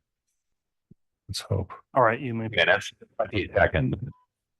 Fremont County Sheriff's Office. Hi, I need to report something. Okay, go ahead. What's the address? Okay, at 202 North, 1900 East, the corner with the blinking yellow light on Salem Highway. Is it a suspicious person? Yes. Okay, what was he wearing? He was all dressed in black and he had a ski mask on. And he said the blinking light now is where you saw him?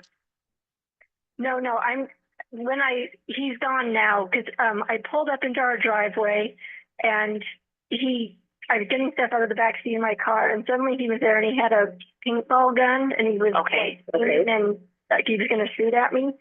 And I kept asking him what he was doing because I could tell it was a paintball thing. Okay. And then he just kept doing it. So I yelled for my husband and then he took off running around the back of my house. Okay. Give me just 1 minute. Stay on the line with me. Okay. October 9, 2019, 21 hours, 50 minutes, 28 seconds. And that was North 1900. Yes.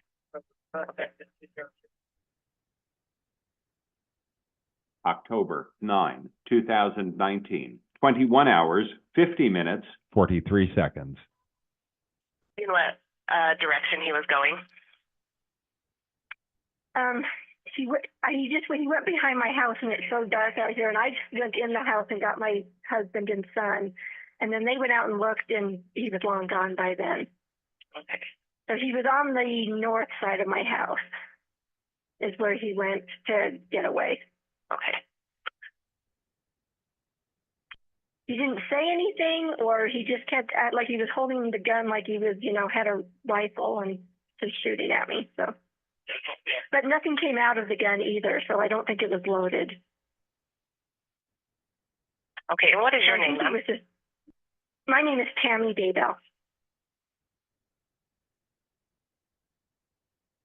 Okay, I will pass your information on to my deputies. We actually just had a previous call about this individual, so they're out in the area looking now. Okay, yeah, I think it was my son-in-law who lived diagonal from us that called you guys already. Oh, but we just wanted to make sure it got reported. So, let's see. And what's your son-in-law's name? Joseph Murray. Okay, yep, it was him. Okay. So, all right, I have a deputy that will be out at your home here shortly. Okay, thank you. Yep.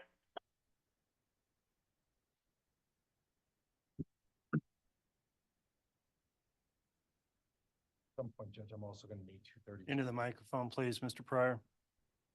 I'm also going to need 232A at some point, but I'd like to discuss 232B. You listened carefully to the 911 call from Tammy Daybell. Is that right? Yes. Now, she said paintball a number of times during that 911 call, correct? A couple times, yes. And then at the end, she said, holding the gun like he was holding a rifle.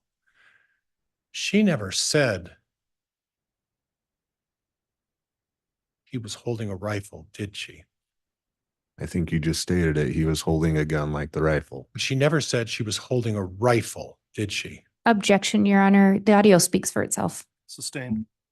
Okay. There was no discussion about a specific rifle. Was it not the manner in which the gun was being held? That was what we heard? There's no specific rifle that she named, no. Okay. There was no specific rifle that she named. Okay. Well, she didn't even say it was a rifle, did she? She said a gun and a rifle. Well, she said a gun holding like a rifle. Isn't that what she said? Objection, Your Honor. Again, the audio speaks for itself. Sustained. Judge, I should be allowed to go into whether or not the manner in which. Then replay that section, Mr. Pryor, Okay. if you want to make it clear, but to just keep Okay. asking on the audio we just listened to is improper. Bailiff, could I have 232 again, please?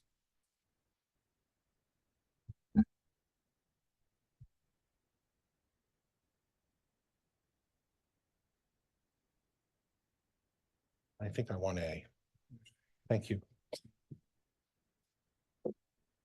So Judge, again, we'll ask to publish 232A again. I believe we just published 232B.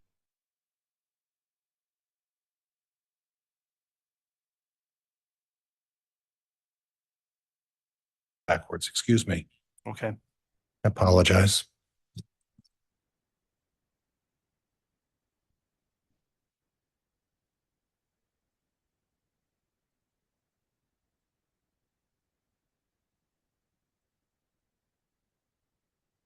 I think I'm ready, Judge. Go ahead. 20 seconds. Vermont County Sheriff's Office. Hi, I need to report something. Okay, go ahead. What's the address? Okay, at 202 North, 1900 East, the corner with the blinking yellow light on Salem Highway. Is it a suspicious person? Yes. Okay, what was he wearing? He was all dressed in black and he had a ski mask on. And he said the blinking light now is where you saw him? No, he's gone now because I pulled up into our driveway and I was getting stuff out of the back seat of my car and suddenly he was there and he had a paintball gun and he was and like he was going to shoot at me. And I kept asking him what he was doing because I could tell it was a paintball thing. Okay. And then he just kept doing it. So I yelled for my husband and then he took off running around the back of my house. Okay, give me just 1 minute. Stay on the line with me. Okay. October 9, 2019, 21 hours, 50 minutes, 28 seconds. That was north 1900 East? Yes. Okay. October 9, 2019, 21 hours, 50 minutes, 43 seconds. You know what direction he was going? He went behind my house, and it's so dark out here, and I just went in the house and got my husband and son, and then they went out and looked, and he was long gone by then. Okay. So he was on the north side of my house, is where he went to get away. Okay. He didn't say anything, or he just kept like he was holding the gun, like he was, had a rifle and just shooting at me. So, but nothing came out of the gun either, so I don't think it was loaded. Okay, and what is your name? My name is Tammy Daybell. Okay, I will pass your information on to my deputies. We actually just had a previous call about this individual, so they're out in the area looking now. Okay, yeah, I think it was my son-in-law who lived diagonal from us that called you guys already. Oh, so we just wanted to make sure it got reported. So, let's see. And what's your son-in-law's name? Joseph Murray. Okay, yep, it was him. Okay. So, all right, I have a deputy that will be out at your home here shortly. Okay, thank you. Yep.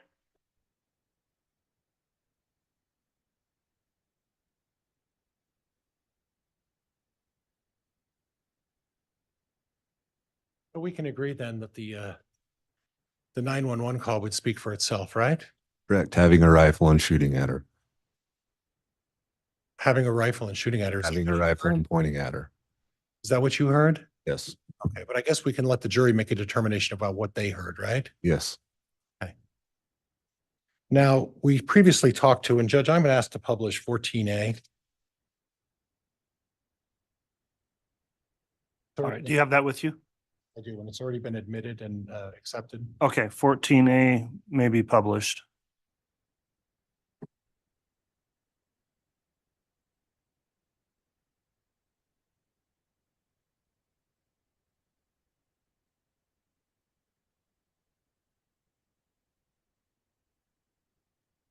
Now, officer, you're looking at what's been marked as Exhibit 14A, is that right?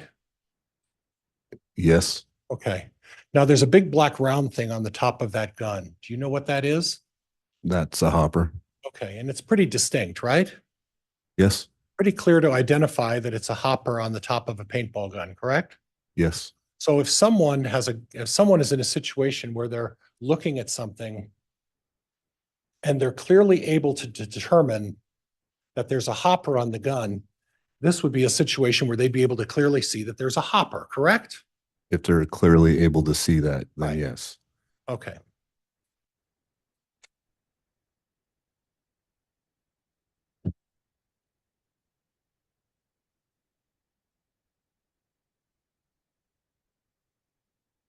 So if someone through their testimony talks about being able to clearly see that there's a hopper on a gun, that's a distinguishing fact, that's a distinguishing feature of a paintball gun. Is that correct? If they clearly see it, yes. Yeah, and if they're able to identify the fact that a particular paintball gun has a hopper and they can identify the hopper, it's obviously they saw a hopper, right? Objection, Your Honor, calls for speculation. Sustained. But you spoke about it a little earlier where you said they're now designing paintball guns that look like rifles. Yes. And they're being very creative in doing that, correct? Yes. In fact, I would suggest to you that there are instances where people have manufactured paintball guns to make the scopes on a gun look like a hopper. Correct? Are you suggesting that to me Yeah, or asking? yeah, me? I'm suggesting that, asking you that. Possibly. Possibly. Okay. So if that were one of those special guns where they created a gun that had something on it that looked like a scope, someone could confuse the difference between a scope and a hopper, right? Yes. But if someone specifically says they saw a hopper on a gun. There's no, Objection, Your Honor. This is going to call for speculation. Sustained. clearly that was a picture of a hopper on the gun, right? During the day, yes. Yeah, and you're able to distinguish that very clearly, right? In the daylight, yes. Oh, you telling me that there's a difference? You wouldn't be able to tell that in the night on the back of a porch with a light on? Objection, Oh. Your Honor. Argumentative. Sustained and strike the answer. Are you aware of that there are lights on the front of the garage of the Daybell residence? I was aware on that last call you played that Tammy Daybell said it was dark outside. Right. But you didn't hear anything about the fact that there were lights out there or that the garage and the driveway was illuminated, right? I didn't hear any of that. Okay. I didn't know if I heard an objection or not, Judge, to that. Withdrawn. Go ahead. But you did note that she identified it as a paintball gun, didn't she? She used that with the rifle and gun. Okay. And whooshing sound, right? Correct.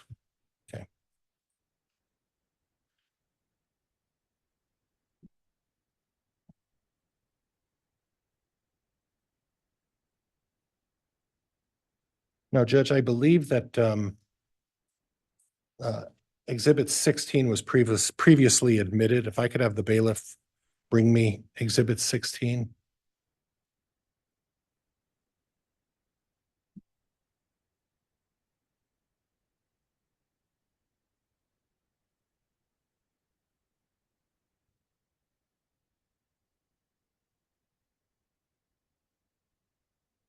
And Judge, if I could just have a moment, please. Yes. Thank you, Your Honor.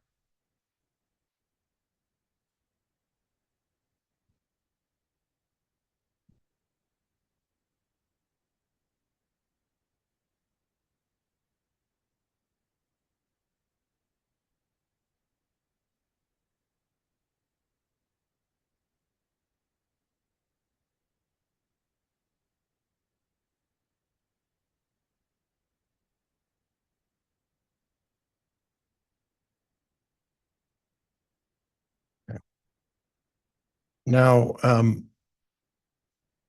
Officer,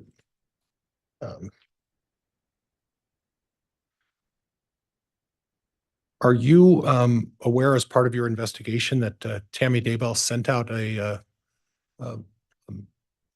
Facebook posting to what she described as the Friends of the Salem Ward? Do you recall looking at something like that? I remember she sent something out on that, yes. Okay, okay. You don't have a recollection of what it said though, probably, correct? Not exactly. And Judge, could we publish Exhibit 16? You may. I have it ready to go, Judge, whenever the clerk is ready.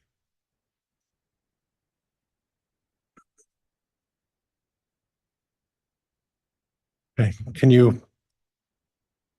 I don't know if I can expand that or not, Judge. No.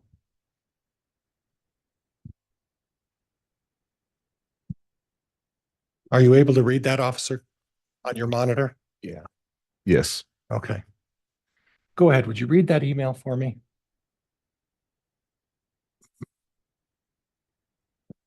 Something really weird just happened, and I want you to know so you can watch out. Had gone home and parked him out in our front driveway. As I was getting stuff out of the back seat, a guy wearing a ski mask was suddenly standing by the back of my car with a paintball gun. He shot at me several times, although I don't think it was loaded. Okay, you can stop there.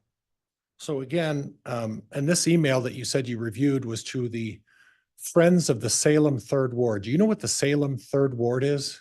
Are you referring to the Facebook or the email? Facebook, the Facebook here that was sent out. Okay. I'm not just a church ward, Okay, the Salem Third Ward. okay. You've heard of that before? You've heard Yes. of the Salem Third Ward before? Well, I'm assuming it's their church they go to out that way. Okay, you don't know how large of a ward that is or how many members they communicate to, right? I don't. Okay, but you do know that she got on there at this point and discussed the incident that took place, correct? Yes. And did she ever use the term rifle in this Facebook posting? No. Did she ever use the word gun? No. But she did use the word paintball gun, correct? Yes. Okay. All right, Judge, I'm done with that. Thank you.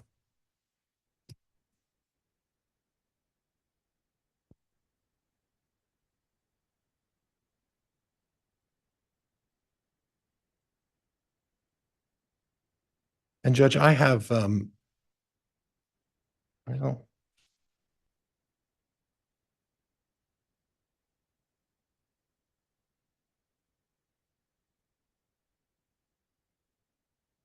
if I could just have a minute again, Judge, I apologize. It's fine.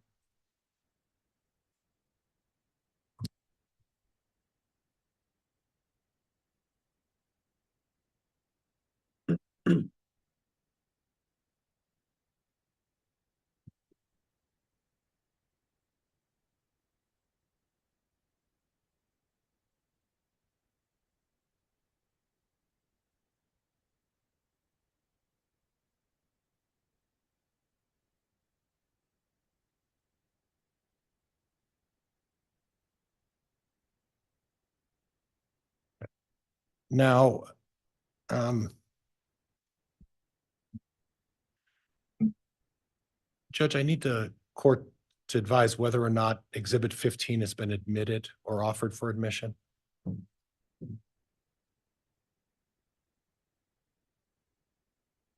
check. No. And I guess I have to pull this out and Judge ask that the court, I think this is by stipulation of the parties. Exhibit 15 has been stipulated by the parties to be admitted, and I'd ask it to be marked and accepted with the court, Exhibit 15. All right, I'll confirm with the state.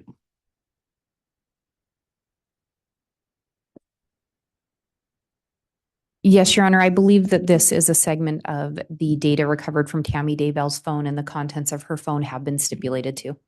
Okay, so exhibit 15 is offered and will be admitted.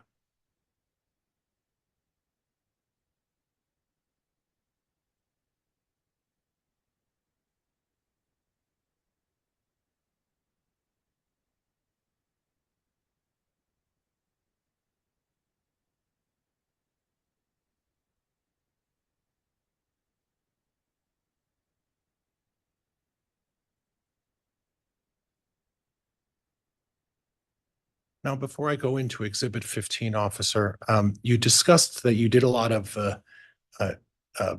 discovery and looking at what was the term you used? What? Geofencing? Geofencing. And when you're looking at phone records and emails and Facebook postings, sometime there's a reference after the time that indicates the letters UTC. Are you familiar with what UTC means? I've heard the term. I'm trying to think. I believe it's a couple hours off of certain time zones. Okay. And are you aware that in Idaho, it's a universal time zone equation that they put together, right? So that the whole world is on the same time zone, correct? I believe so, yes. Right. And are you aware that Idaho is when there's a UTC, you have to actually subtract 6 hours from the time that's noted on a UTC. Does that sound about right? I know you had to subtract, I'm not sure if it's 6 hours, but yes, I do know you had to subtract some hours. Do you have any reason to believe that it's not 6 hours? No. Okay. Okay. Now, I'd like to go back to the call from Tammy Daybell. And if you don't remember, it's fine. But the call to 911, do you recall what time that call was made? Is there some kind of report you could refresh your recollection with quickly? Well, I know there was two that came in, one from Joseph Ryan and Tammy. I believe hers was around 9:41. Okay. Okay. And then hers was 9:41 I believe so. or 9:51, somewhere in there. I'm not 100% sure on that, so I guess I can't testify truly on that. Okay. Okay. But it was clearly after 9:30 though. Objection, Your Honor. The officer just said he couldn't testify to that. Sustained. Okay. Okay. Judge, I'd like to put up Exhibit 15 for publication. You may publish. I'm ready, Judge, whenever the clerk is.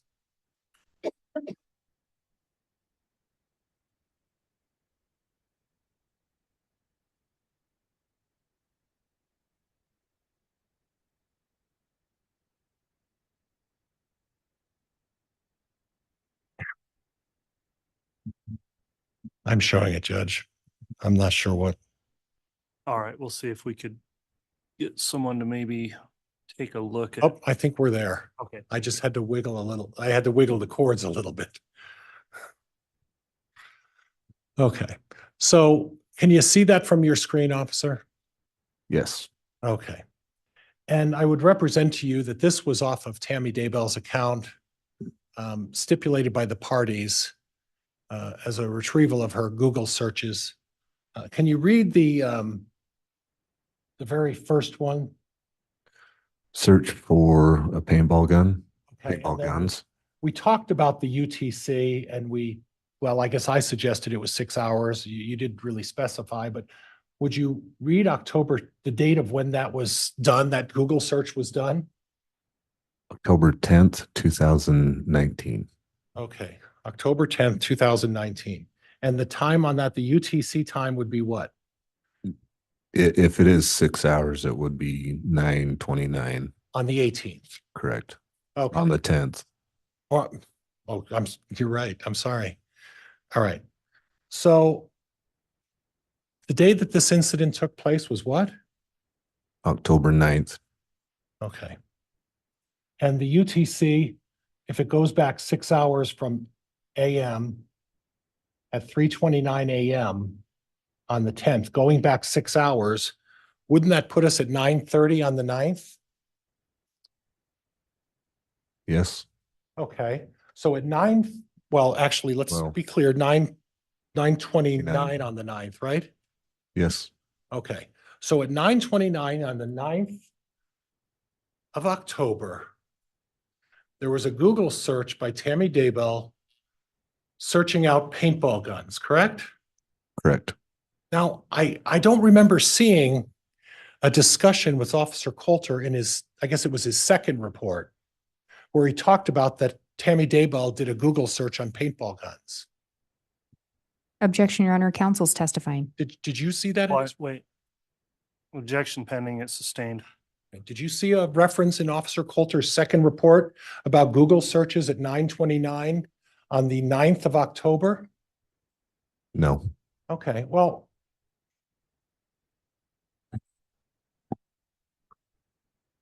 Your previous testimony was that Tammy Daybell made a 911 call sometime 9:41 is what you recalled. But the Google search occurred at 9:29. Is that what you see? Yes. So what we can gather from that is that Tammy Daybell, after this incident, did a search of paintball guns and then 10 minutes later called 911, right? Yes. Okay, do you remember what the date of the Facebook posting was when she posted that Facebook? I do not recall that date. Okay. And then let's move down a little bit. The next one. Search for an airsoft guns, Okay. And again, the time. October 10th, 2019 at 3:29. So basically, if we go back to UTC time, we're back at around 9:30 again, right? Yes. So her Google searches at that point, and just for everybody's edification, we don't need to go down the other ones because they're not relevant to this. But the first two, the first one was a paintball gun search at 9:29, right? Yes. Then she looked for an airsoft gun search at 9:29, right? Yes. Did she ever look for a rifle? She did not. Did she ever look at any other shotgun? She did not. Okay. Okay. Thank you, Mr. Bailiff.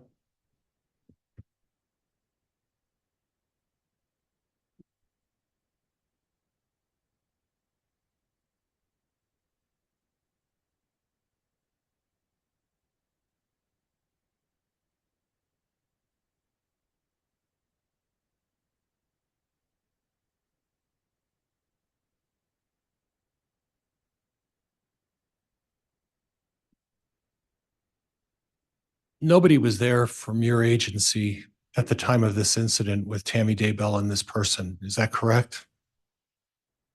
That she was allegedly shot at, We responded to that. but nobody was Yeah. there when it occurred. Correct. And in fact, Chad wasn't there either, right? Objection, Your Honor, calls for speculation. Sustained. Well, you know from the report that Tammy talked about Chad and Garth coming out afterwards, correct? Yes. And there's no indication at the time of this occurrence that there was anybody other than a masked man and Tammy Daybell. Is that right? And in Tammy's email, Chad and Garth. Well, Chad and Garth were inside the house, right? Yes. Okay. So at the time of this alleged shooting, the two people would be a masked man and Tammy Daybell. Would that be fair? Outside of the residence, yes. Okay. So the best person to determine what type of instrument this was would be one of the people who was there at the time, right? Objection, Your Honor, calls for speculation. Overruled. Your Honor, may I voir dire native objection? Well, just the way that question was phrased, I'm overruling that. It was just of the two. Go ahead and re-ask the question, Mr. Pryor. The best person to determine what type of instrument that was would have been Tammy Daybell, correct? One Objection, of the, Your Honor. Grounds. It calls for speculation. May I have voir dire native objection? Go ahead. Detective Kaikamanu, did you ever have an opportunity to speak with Tammy Daybell? no, Do you know, did you ever determine her knowledge of firearms? no, Do you know her experience with paintball guns? no, Do you know her experience with firearms? no, So do you know if she'd be able to tell the difference? no. Your Honor, I'd object to that. It calls for speculation. All right. Well, I am going to overrule it on the speculation objection, but of course she'll be able to redirect Ms. Blake. Yeah. So again, you actually corrected me. There are two people there that would know what type of instrument that would do. Two people that would be the best people to identify what kind of instrument, correct? Correct. One of the two. Yeah, the person in the ski mask would be one. We don't know who that was, right? Correct. And Tammy Daybell. Yes. Okay. Okay. Thank you.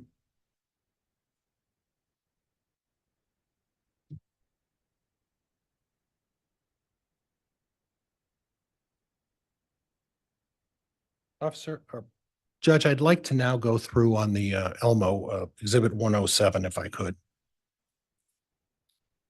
You may. Thank you, Your Honor.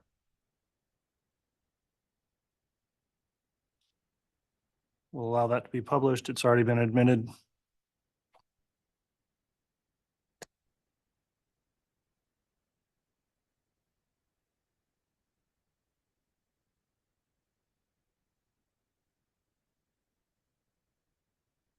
And obviously, during your talk with the prosecuting attorney, this has already been admitted, and you went through that. You recall that, right? Yes. Now, as part of your examination, you provided records from Fremont County Sportsman's Club, right? Yes. And you did the start date of sometime of 10/16. Is that right? Is that what you recall? The start date of, Of when the documents that you provided to the prosecuting attorney. The first entry on there, it looks to be about 10/16. Am I mistaken? I'd have to relook at those. Okay, Judge, could we show this to the witness to refresh his recollection? When you're done, just hand it back. Thank you, sir. Yes.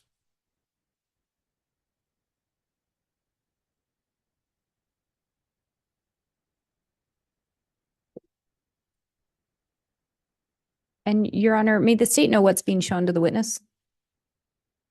Which exhibit did you just It's reference? their exhibit of the entries to the visits to the Sportsman's, I don't want to misstate the name of the organization, Sportsman's Gun Club. Thank you. That is exhibit 390A.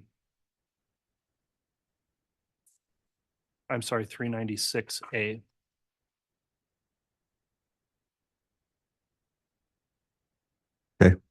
Okay, and if I could have that back.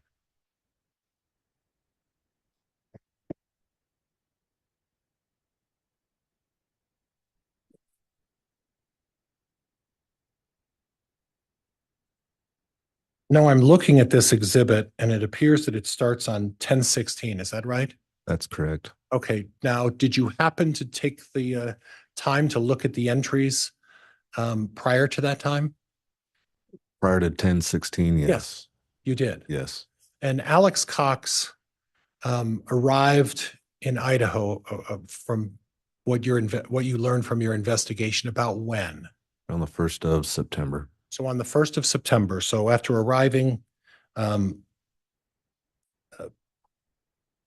as part of your investigation, what did you discover from September 1st to October 15th in terms of the number of times that Alex Cox visited the gun range? Give those dates one more time. September 1st we'll just make it October 15th. So Alex Cox, from my knowledge, was at the gun range in St. Anthony from October 7th to the 16th. Okay. And you don't have any entries of him being there in September? Not at the Fremont County gun range, no. Do you have him at any other gun range in the month of September? I believe there were some in Rexburg, Idaho. Okay. And when you say some, that would indicate that there were more than 2 or 3. Is that right? Correct. Okay. So he'd had a habit. You also had an opportunity to review the searches of Alex Cox on his computer as well, correct? I don't believe on his computer. You no. didn't review any of that? I reviewed some of the Homer J. Maximus. I'm not sure if that was off of his computer or not. Okay. But as part of the Homer J. Maximus, are you aware that Alex Cox had been looking at weapons as early as 2017? I was not aware of that early. No. Okay. Well, how early were you aware of when he was looking at weapons? September, October of 2019. And that's because that's when you went, that was your reference point. September 1st is when you started your reference point, right? What I looked at, yes. Yeah. So you didn't really go back and look at all of the searches that Alex Cox conducted prior to September of 2019, right? I did not. Okay. Okay. But you are aware that Alex Cox has a history of engaging in the use of guns or other weapons on folks, right? Objection, Your Honor. States facts not in evidence. Overruled. Are you aware, and I'll rephrase that, you're aware of the situation regarding Brandon Boudreaux, right? Yes.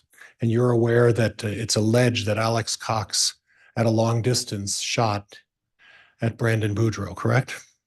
Yes. Okay. And you're aware of Charles Vallow, correct? Yes.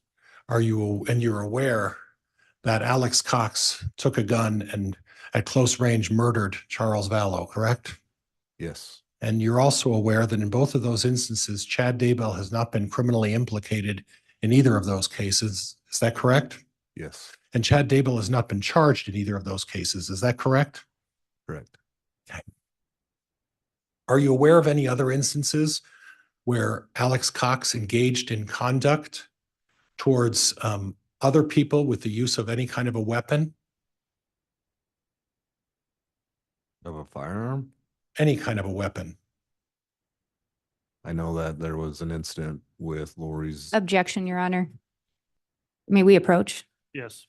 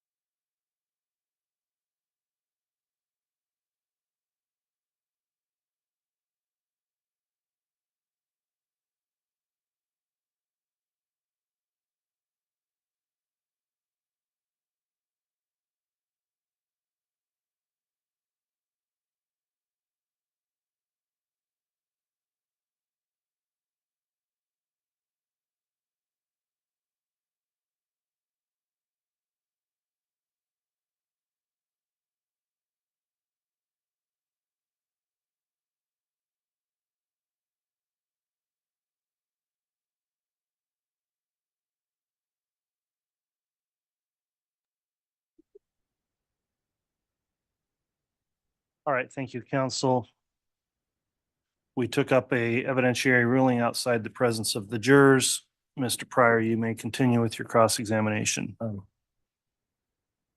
So we talked a little bit about the fact that you're aware that Alex visited the gun range in September of 2019, right?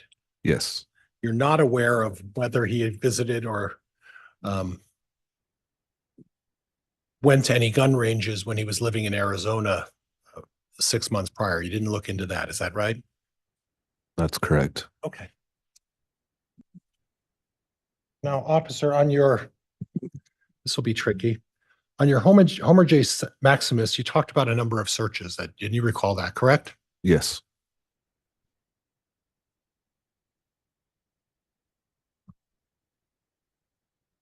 Oops, Judge, this is the Elmo. I'm sorry. And what is it you're publishing? Uh, Okay. This is part of exhibit 107B. and this talked a little bit about the gun and the distance and everything else, correct?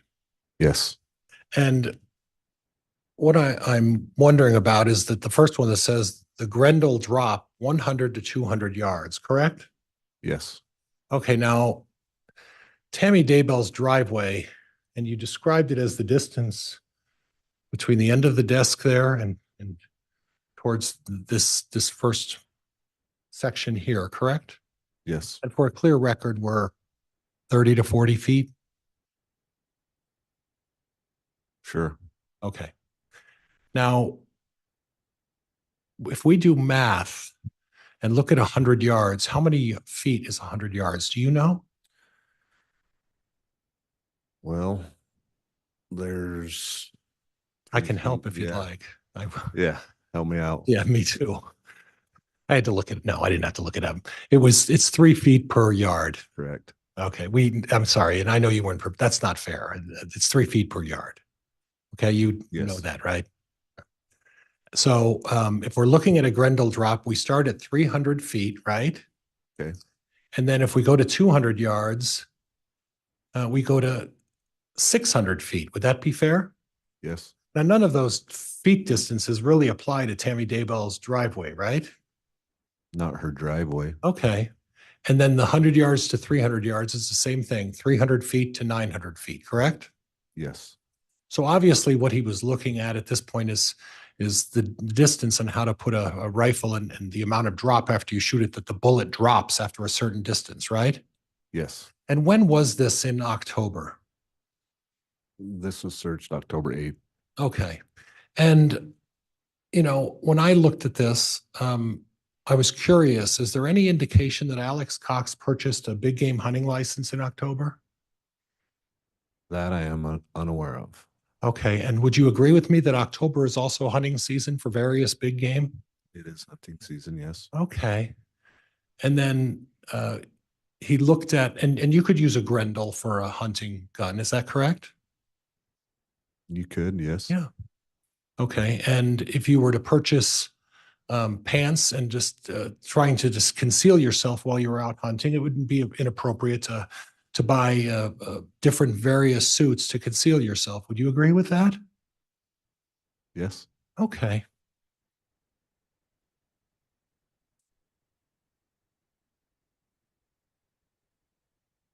Oops. I'm grateful to whoever put the tape up there. And then we go to October 10th. How to prepare your AR for cold weather. Now, if you're out shooting and you're out hunting, and I'm not suggesting we use an AR for hunting, but in October, when you're out hunting, that's a cold time to go hunting, isn't it? yes, it could be cold. Okay. Okay.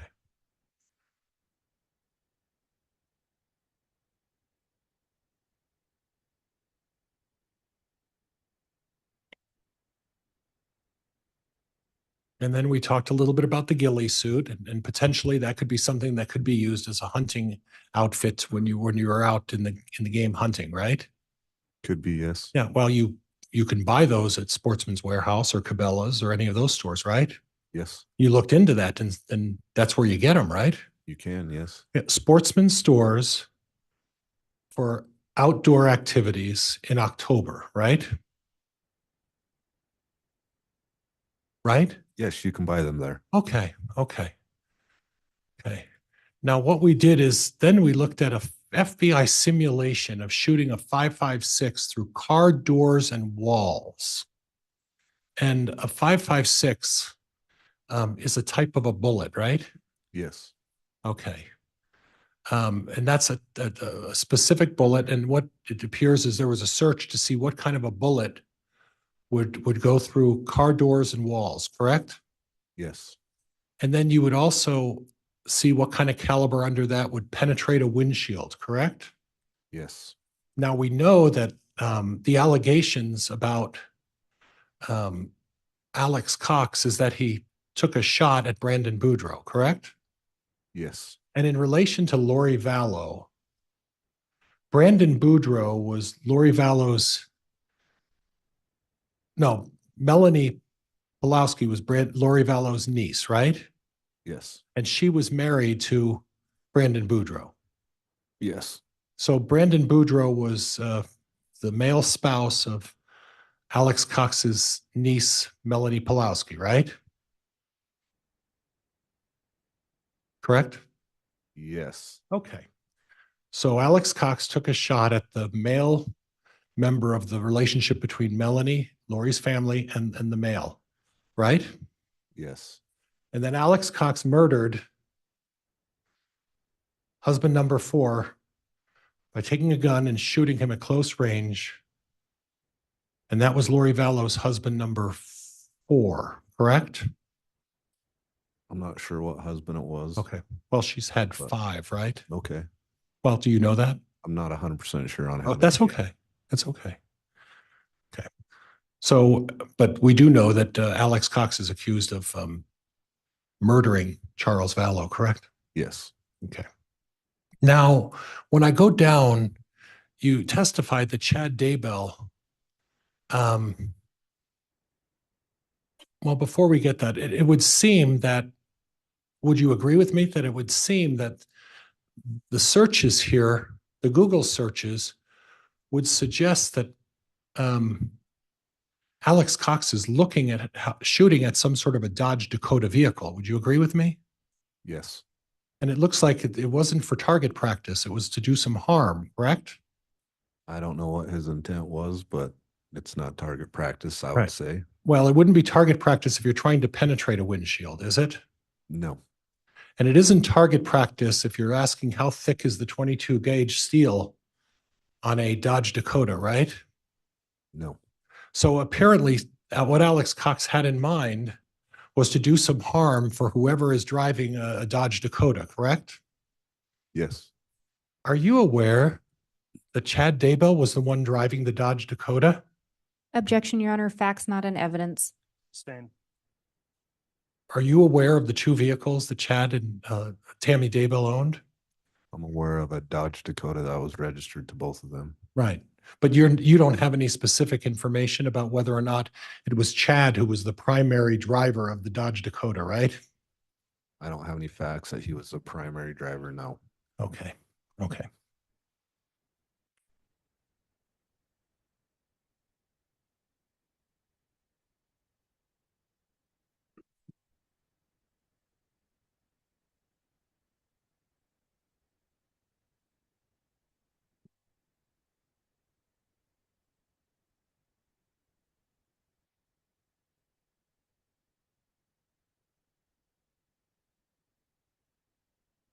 Now, as part of your investigation, you talked a little bit about phone records, right? I'm sorry, phone records. Alex's records in terms of his location, right? On Homer J. Maximus device. Okay, yes. and you looked at that. What was the device that you were reviewing to determine that?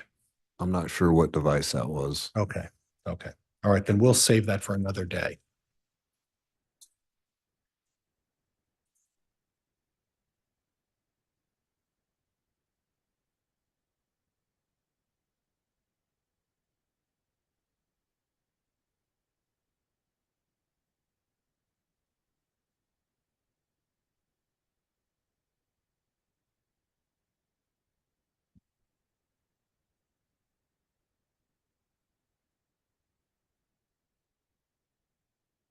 Now, Judge, previously, we stipulated and the court entered exhibit number 14. I'd like the court's permission to go over exhibit 14 with the witness. All right, has that previously been admitted? Judge, I have it here with a stamp on it. I think we had already established and stipulated to that. Yes, Your Honor. I think, Established and stipulated to it, Judge. I'm sorry. and the state had reviewed this. It's my understanding these are the extracts from Tammy Daybell's phone or contain extracts. I think it's actually a police report referencing those extracts from her phone. Okay, it's been admitted, so it may be published. If I could just have a moment, Judge, I'm sorry.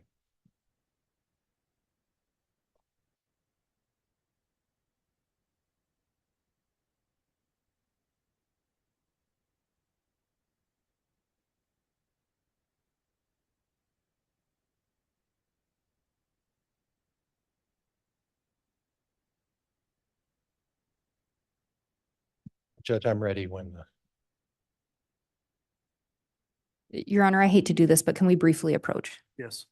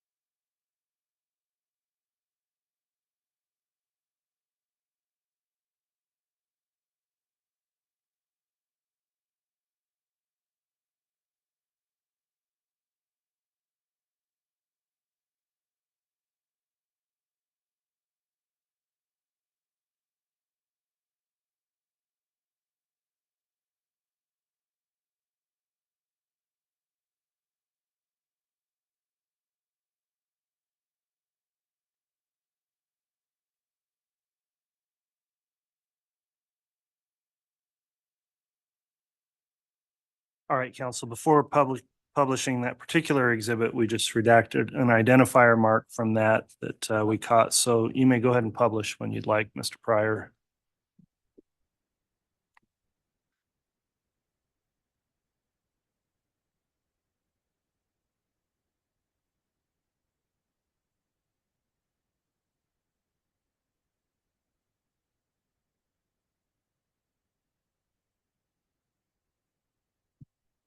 now, officer, on this particular document, I would represent to you that this is one of your reports. On the little bit that you're seeing, do you recognize that? Yes, So on March 16th, you received information from Google LERS. What's LERS? Google Lears Law Enforcement. Okay. and you asked for information attached to this, and this was information that you were getting regarding Tammy Daybell's email account. Would that be fair? Yes. Did you get the entire email account? Yes. And did you go through the entire email account? Yes. And you reviewed all of the emails and you made a determination as to which ones you in particular felt were relevant to this case. Is that right? Yes. Okay. And then you said after looking at the emails, you didn't include the ones that were significant. And there were photos, emails, chats, the information that I found relevant to the investigation, you see attached here, correct? Yes. Okay. And then would you read the line that starts in the email folder are chats? Would you read that one for me? In the email folder are chats between Tammy and Mark while on his mission. Want me to read the whole? If you would, if you don't mind. There are also chats between Mark, Tammy, Seth, Garth, and Emma. During some chats, it is very clear that Chad is messaging. In the chats, it is also clear that chats are coming from Tammy's email. Okay. And then I'll go to the next line saying, looking over the inbox of Tammy's email, it shows, oh gosh, I'm so sorry. Let me get a record, right? Looking over the inbox of Tammy's email, it shows the first section as chats, mainly with Mark, while he is on his mission. In the chats, it does not show the time or date when the chats are taking place, right? Yes. Okay. Then the line below, why don't you read the line below for me? While looking over the chats, there are several that lead me to believe Tammy, along with Mark, Emma, Garth, Seth, and Leah, have knowledge of the belief in light and dark people that Chad talked about and believed. Okay. So what I gather from that is your assessment in the reports that after you reviewed all of the emails and you said you reviewed them all. Yes. That's a significant job. Yes. And in reviewing all of those, you came to the conclusion that the Daybell, Tammy Daybell, Chad Daybell, and his 5 children had knowledge of the belief in light and dark people. Yes. And the light and dark is a religious reference that's mentioned by Chad, right? Yes. It's mentioned by other people in this case, right? Yes. It's also mentioned to some extent in predominantly most religions. Would you agree with that? Say that again. Predominantly in most religions, there's a reference to light and dark, right? I can't testify that because I Okay. don't know all the religions. Okay. And then the religious practice that these folks practice, that Tammy and the children and Chad practices, of what faith? LDS. Okay. Okay.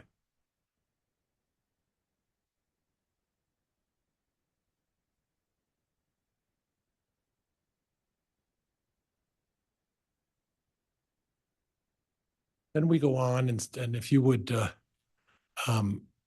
I'll take a look at the next one where it says during the chats, Mark's camera was not working and Tammy informed him that his camera was cursed and Dad was removing it, right? Yes. Okay. In more chats, Mark asked if anything was found or notable in him when he was body coded. I'm not sure what body coded means. Do you have any knowledge of what being a body or body coded talks about? No. Okay. Okay. But it was Mark who was talking about the body coding. Would that be your assessment? Yes. Okay. And then Tammy responds, you has a lot of weapons, negative chords and curses, plus trapped emotions. We cleared out quite a bit. We'll do that more regularly for you. So second to the last sentence says we cleared it out, right? Yes. Would you believe that was Tammy and Chad who were clearing out these negative chords and curses? In this email, yes. Okay. And then we'll do that more regularly for you. And again, we'll do that more regularly for you. That implies that it was both Tammy and Chad talking about helping them clear out these weapons, right? Yes. Okay. Then we go down to the next one and it starts with on another chat. Chad said, Mom and I taught 12-year-old Sunday school yesterday. Canyon Scott's actions confirmed he is 4.2 dark. You see that? Yes. Do you have any knowledge as to whether Canyon Scott is dead or has been murdered or any investigation into that kind of a matter? I have no knowledge of that. Okay. And do you know who Canyon Scott is? I do not. Okay.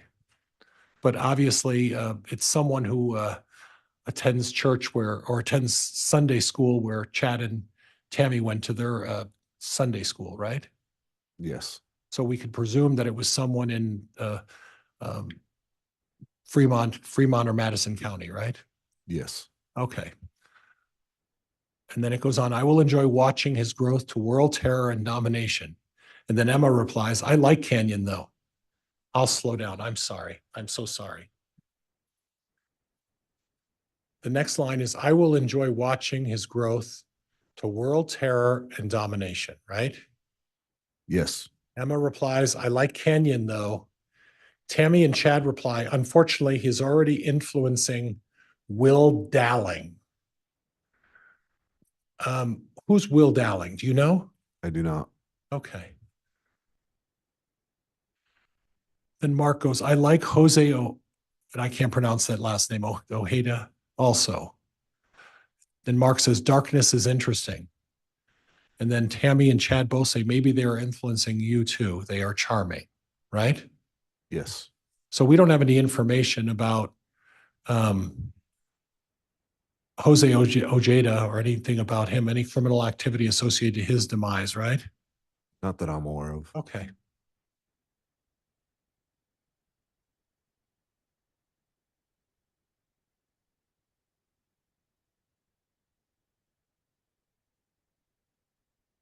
Judge, it's 12 o'clock. Judge, it's 12 o'clock. I don't know. This may take a while. Sure. It's up to the court. Yeah, let's obviously. take our lunch recess. We try to do that at noon for timing of things, so that'll work out well. We are stopping right here about noon. We'll try to resume further testimony 1 o'clock and take the lunch break now. And Judge, may I leave my stuff up here? Yeah, we'll secure the courtroom and you can leave that there, Ms. Thank you, Pryor. Your Honor. All right,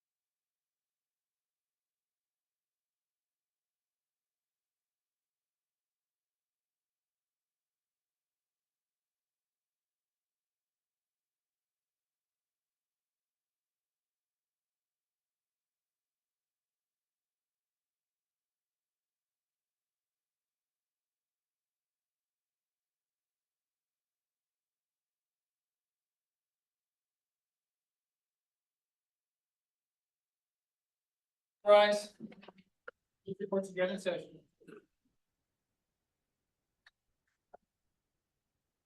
Thank you. Please be seated.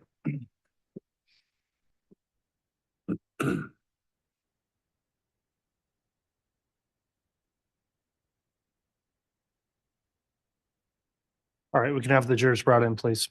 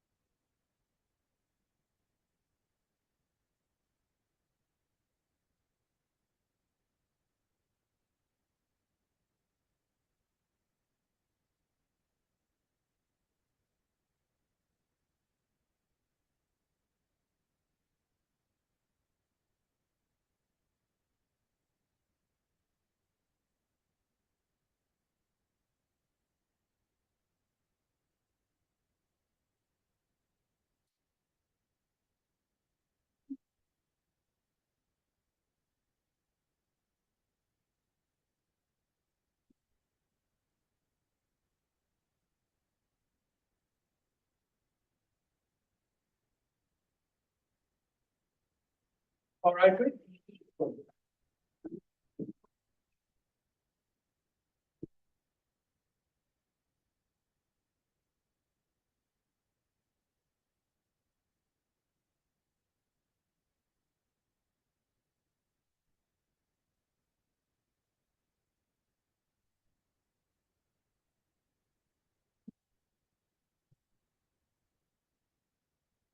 Praise all, President County, for you, Your Honor. Thank you. Please be seated.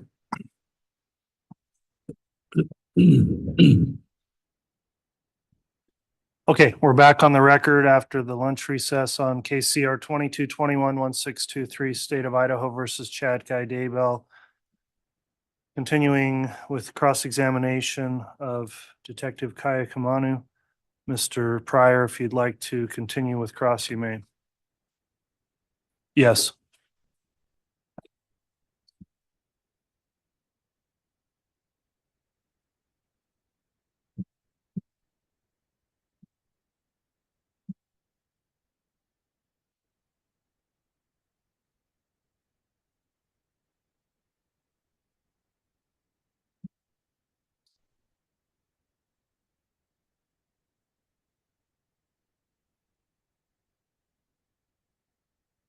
What's being published there, counsel? It's the same as before. I think it's the officer's report, exhibit number 14. We're just going through the same as we did previously. Okay, thank you. Exhibit 14 is Your Honor. being published to the jurors. That's okay.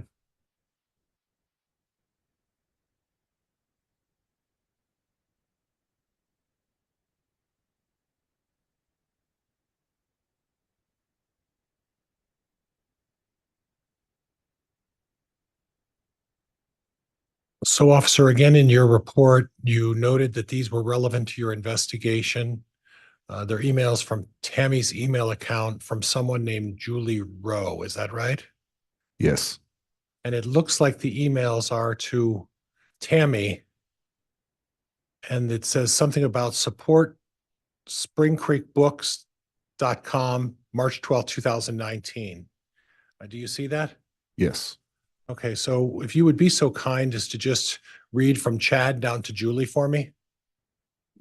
Chad, I met with the stake president last night and he has requested we stop publishing all my books. I told him I do not have the rights to the books and that my publisher has those rights. He asked me to contact you to request that we stop publishing. He has asked me to copy him on this email and send him your reply. Yep. He also said he is going to contact your stake president, Julie. Okay. So do you know what a stake president is?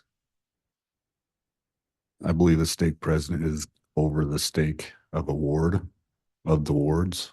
Okay, and is that, and I'm not familiar with this, but does that mean there's a number of wards or groups that are like neighborhoods? And the stake president overlooks a number of these wards? Is that what it is? From my understanding, yes. Okay, do you know who the stake president was in this email? I do not. But it appears that they're telling Julie Rowe. You know who Julie Rowe is? Throughout the investigation, her name came up and also known as a publisher or a book writer. Right. And she was someone who put on presentations all over the Arizona, Utah, Idaho area about preparedness issues, right? Yes. And she published books about that as well, right? Yes. And is there anything in the indication of your review of the emails why a stake president would inject himself into the publishing of books? I'm not sure on that. And then, and again, told Julie Rowe that her stake president is going to contact Chad's stake president. Correct. Right? Correct? Correct. Okay. But there's nothing in the other emails that you had to show why a couple of stake presidents would interfere with Chad Daybell publishing his books? I do not. Okay. All right. Thank you.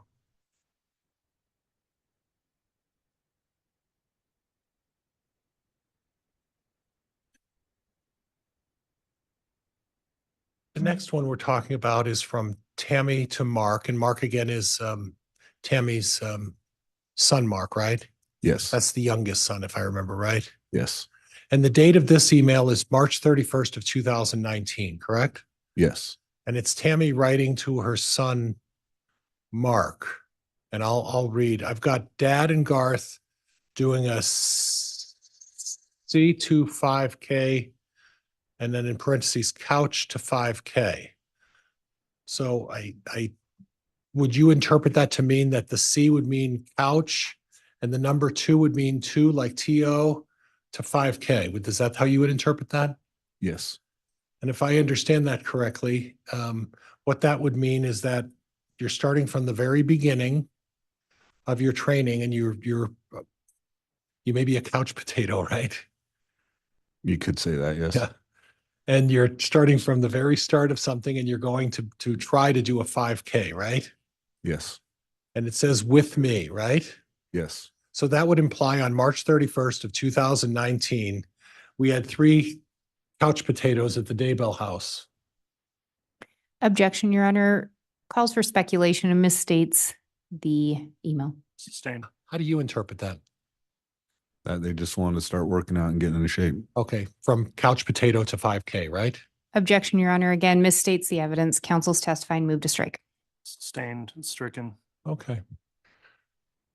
Then it goes on to say, we've done the first week twice because quite frankly, I didn't feel ready to move on to the second week. But it should be good for us. Okay, good for me. I have to say, I admire you for running track. Starting from nothing is not easy. Now, when you see the term starting from nothing is not easy, it's not particular whether we're talking about Tammy starting from nothing or whether it's Mark starting from nothing, right? Correct. It's unclear there, correct? Correct. But then you put in there not the full email. Is there further explanation in there that maybe explains who we're talking about, who's starting from nothing on this couch potato issue? No, there is not. Okay, all right. Well, thank you for that. And then we'll move on.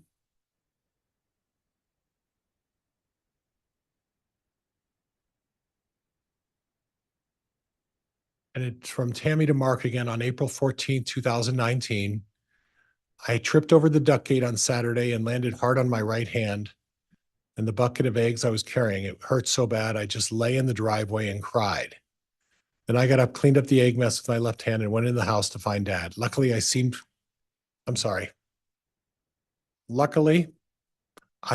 to have only bruised it. Of course, Dad blessed it, so it may have been worse. Okay.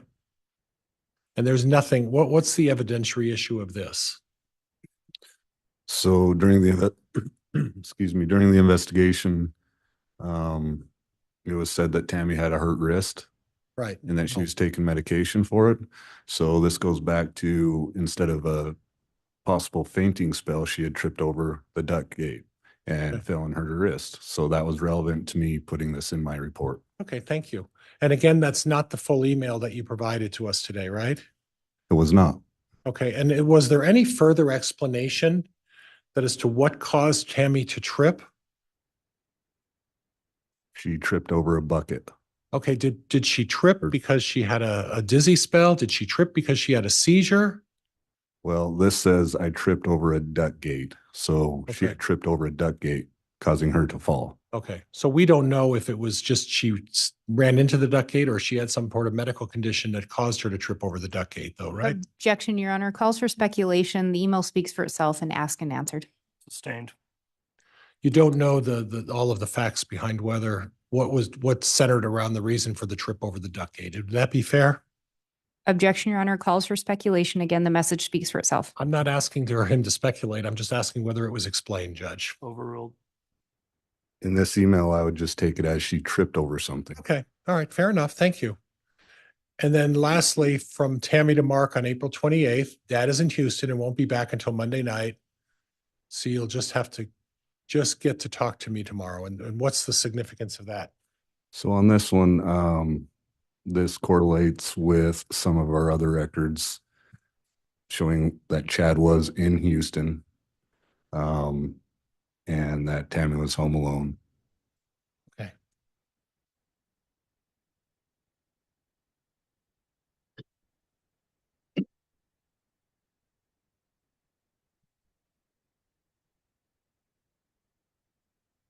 Next one was something about, oops.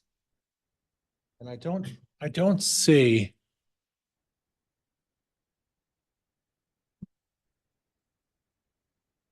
Something that identifies the date, but it was something about a zone conference. Do you know what that was about? I am not sure on that. Okay. And then does it seem like your tapeworm medicine worked? Who's talking to who there? Do you know? I would believe Tammy is emailing and talking with Mark on this one. Okay. So it's Tammy who's suggesting that there was some tapeworm incident. She was having some sort of malady. Correct. This might be a continuation of the page before. Okay. Possibly. Okay. And the page before would have been this malady with the tapeworm would have been on the 28th of 2019. Would that be fair? Correct. Yes. Thank you for clearing that up. Okay. And then she goes on, I guess I should ask you, is that Tammy who said, I haven't slept well since Dad has been gone. I'm hoping to sleep well tonight. Yes. Okay. Okay.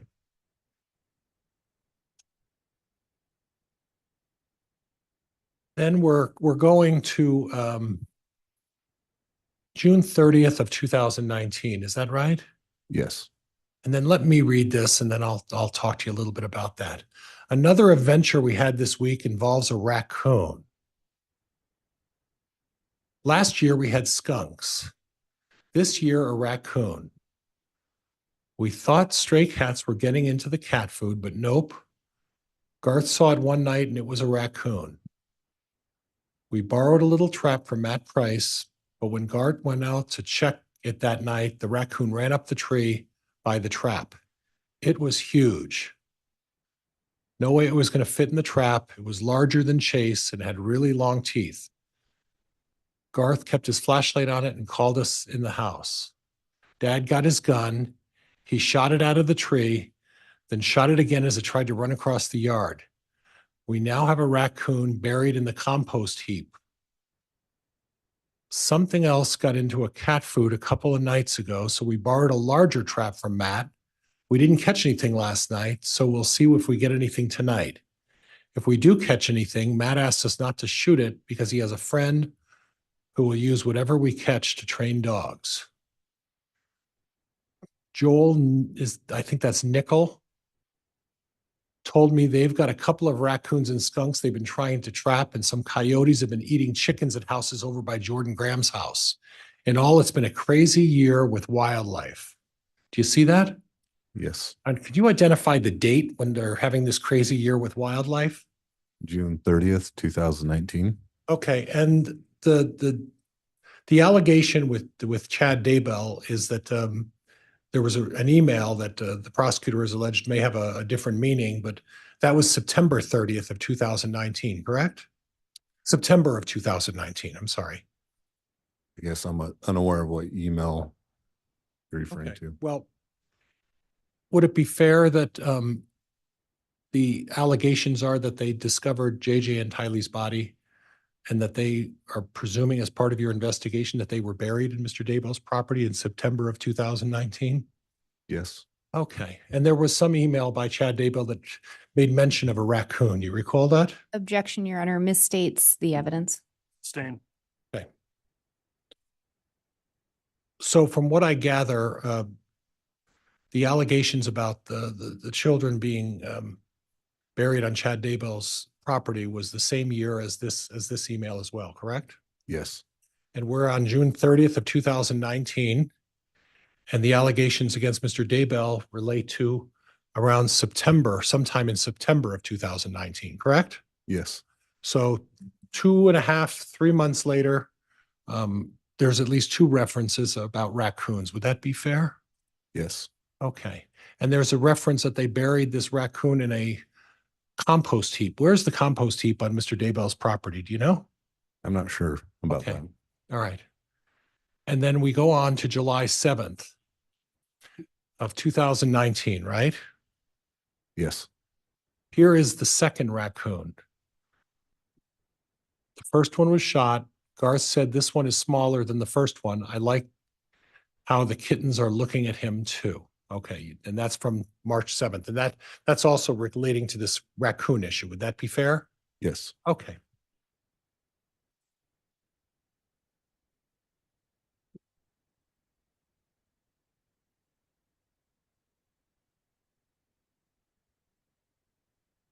And then we have a picture. Dad has lost a lot of weight. He just doesn't seem to eat much anymore, and he is exercising. You see that, right? Yes. But above that is a trap. Can you explain, does that look like a trap? Yes. And somewhere in the back top of the picture, it looks like there's some sort of raccoon in it. Is that what you see? That's what I'm trying to see. I Okay. see the kittens there. I do. Okay. And the previous motions made mention of Tammy saying, here's a picture of the second raccoon. It's a smaller one. So Would you like me to point it out? you did find it? Go ahead if you. So it's kind of hard to tell. The raccoon is right there. Okay. Is that raccoon in the trap? I believe so. Okay. Okay. Then we go down and we have a picture of Chad and Tammy, right? Yes. And again, not the full email, but your perception is that there's nothing there that was relevant to this investigation, right? Yes. Okay. And then does that appear to be the side of the house? Appears to be the back of the house, I believe. Okay. And from the email, that would be a picture of July 7th of 2019. I'd have to look at the first page. Yes. Okay, thank you.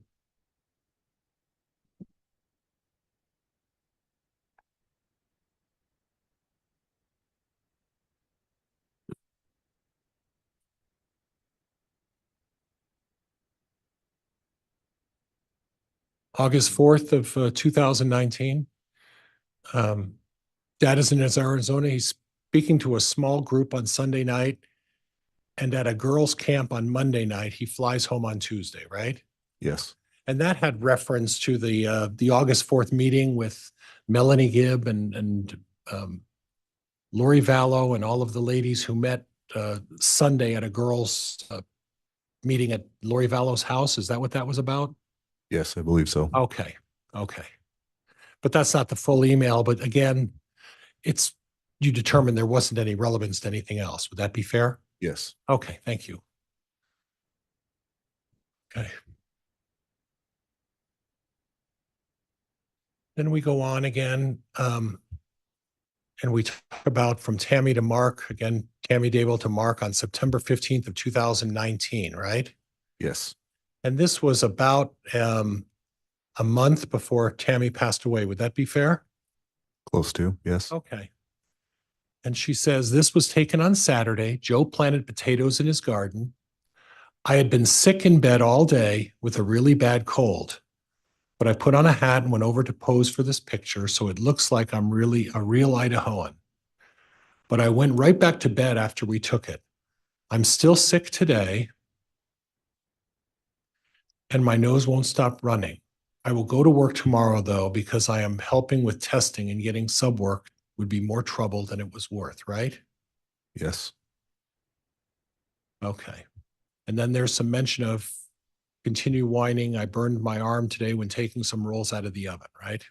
Yes. And the relevance of this is that it was just mentioning that 3 weeks before 3 weeks before Tammy passed away,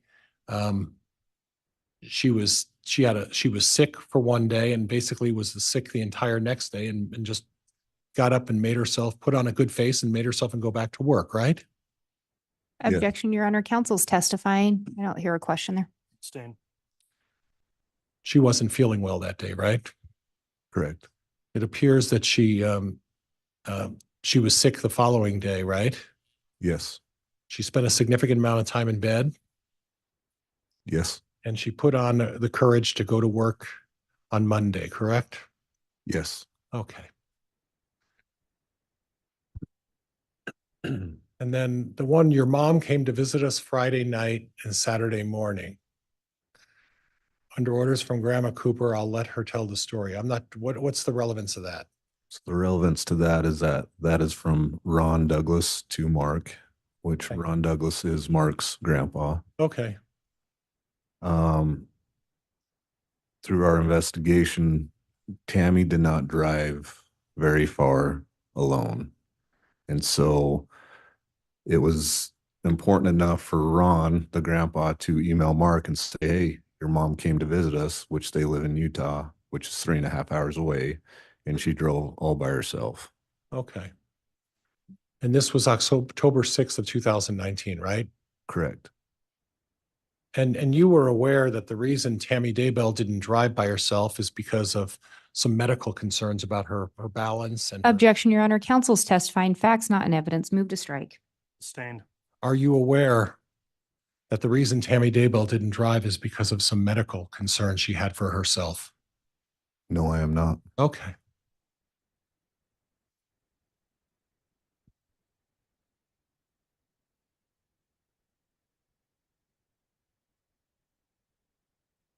I went down to Springfield by myself, October 6th.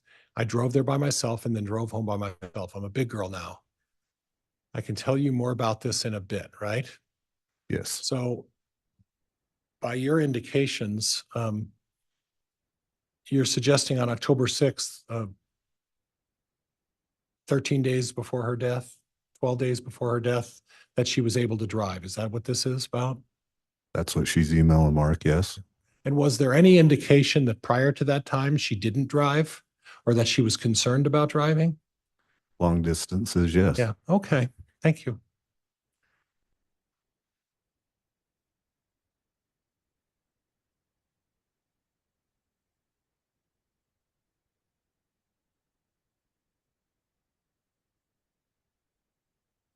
Okay. And this again touches on, I think we talked about this previously about the Wednesday during the day with Reagan Price and the person who took her dog. And that leads into what we originally started with. Would that be fair? Yes. Okay. Okay. And then there's one final email that talks about Matt Price sending audiobooks for Tammy to listen to, right? Yes. And that was for her trip? Tammy sent those, I believe, to Matt Price with codes to get into the audio book. That's right. I'm sorry. You're right. Okay, thank you.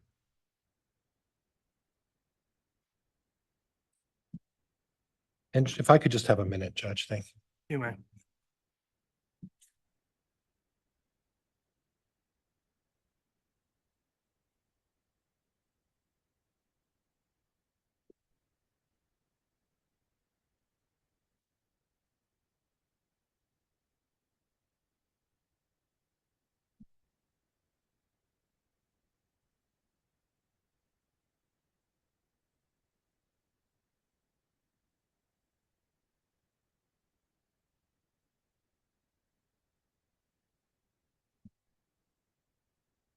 One last area. On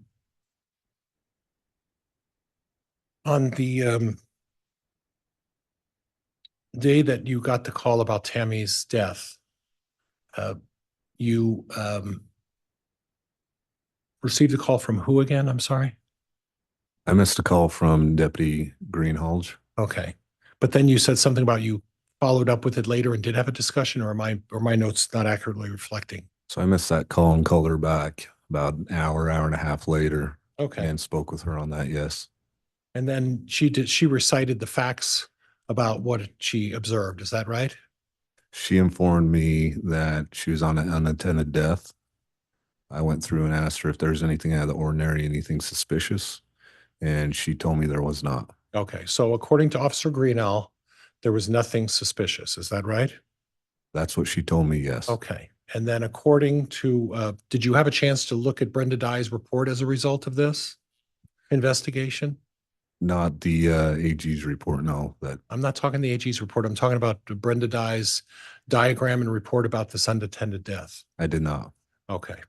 So from your perspective, when Officer Greenall contacted you and advised that there was nothing suspicious about the death, at that point, it did not require you to take any further action. Would that be fair? Correct. Okay. Okay. Thank you. Judge, that's all I have. Thank you very much. All right, thank you.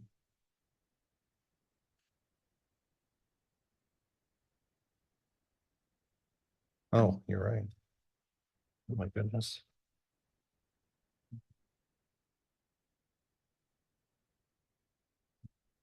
Okay, thank you. Wouldn't be able to make it without you.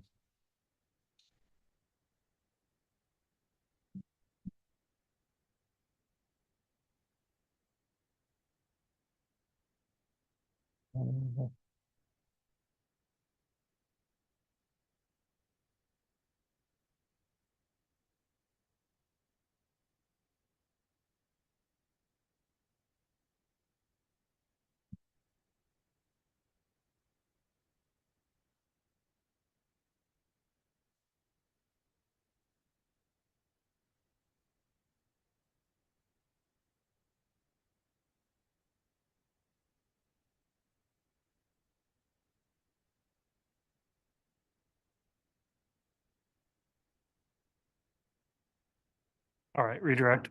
Thank you, Your Honor.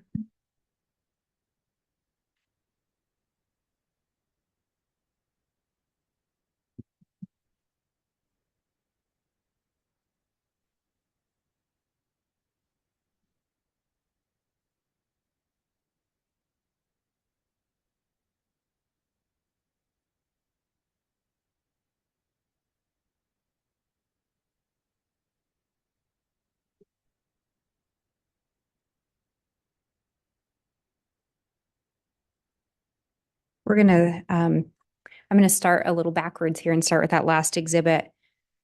You were shown some emails that you reviewed in the last exhibit by defense counsel.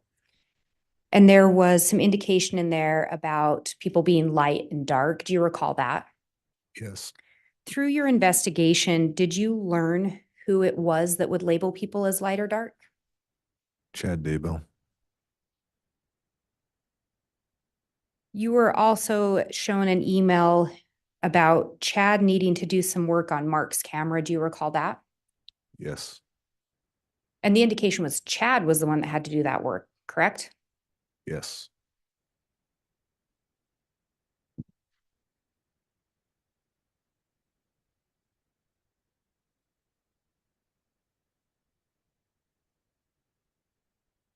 And I think specifically it referenced the camera was cursed. Yes. Mark wasn't at the Daybell residence. Is that correct? That's correct. Mark was on his mission. Yes.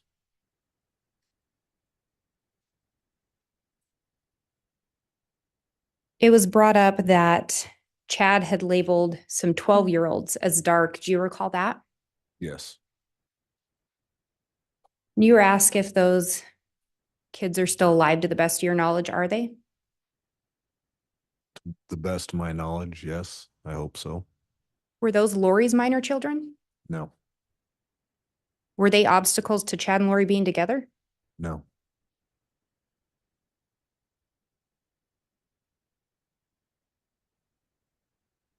There was also an email on March 31st of 2019 where Tammy was talking about getting ready for a 5K. Do you recall that? Yes. Did that indicate to you that Tammy was active? It's hard to say. Active. Working out, you do different things, right? And trying to stay in shape, you do different things. Some people may run to stay in shape. Some people may go lift weights to stay in shape. So that may just have been something different she wanted to try. Did it indicate to you that Tammy had a desire to at least do something to be active? Yes.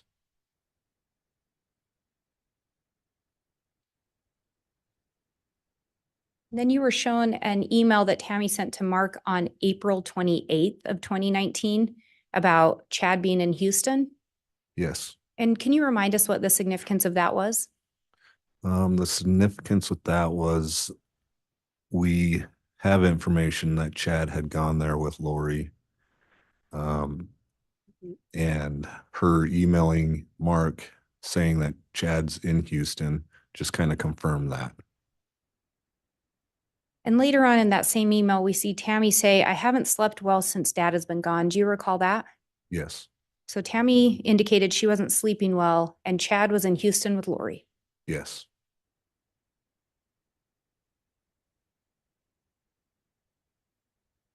Then the next one, there's a couple texts about a raccoon. Do you recall, or not texts, excuse me, a couple emails about a raccoon. Yes. And the first one is on June 30th of 2019, correct? Yes. And in that one, there's mention of having a flashlight. Yes. Did it appear that the raccoon was shot at night? Yes. Then we see another email on July 7th of 2019 with an image of a raccoon in a trap, correct? Yes.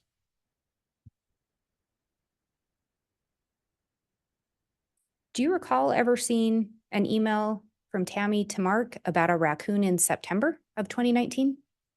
I did not. So Tammy emailed Mark twice about seeing a raccoon, but no messages in September of 2019 to Mark that you recall. Not on this email, no.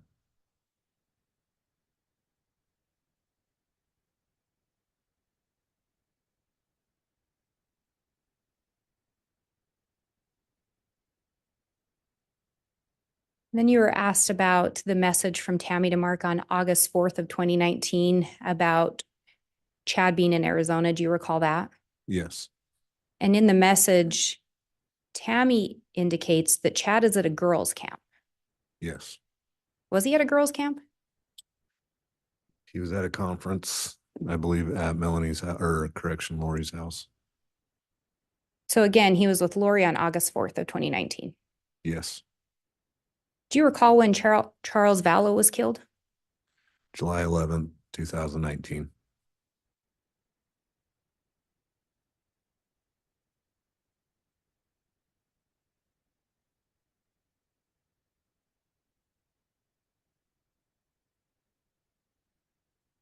There was an email also shown that was from Tammy to Mark on September 15th of 2019, where Tammy references having a cold. Do you recall that? Yes. And Tammy indicated she was in bed for a few days. Yes. And that was in September. Yes. Any similar email message to Mark in October about Tammy being sick? No.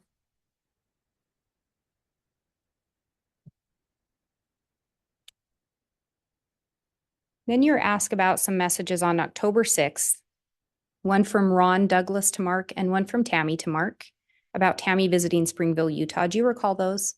Yes.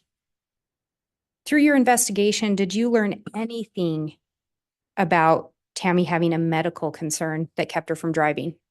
No. Through your investigation, did you learn who encouraged her to go to Springville that weekend? Yes. And who was that? Chad Daybell.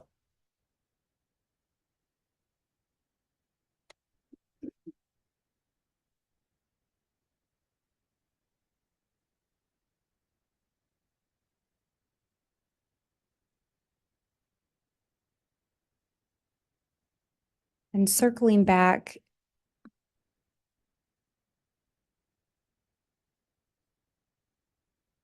Detective, do you recall the email, you've been shown it by both myself and defense counsel, that was from Tammy to Mark about the attempted shooting? Yes. And you were asked some questions about Regan Price and Tammy mentioning some things Regan had shared with her about a lady trying to steal Regan's dog. Do you recall that? Yes. Regan described a lady trying to steal her dog, correct? Yes. Did Regan ever mention the lady having a firearm? No.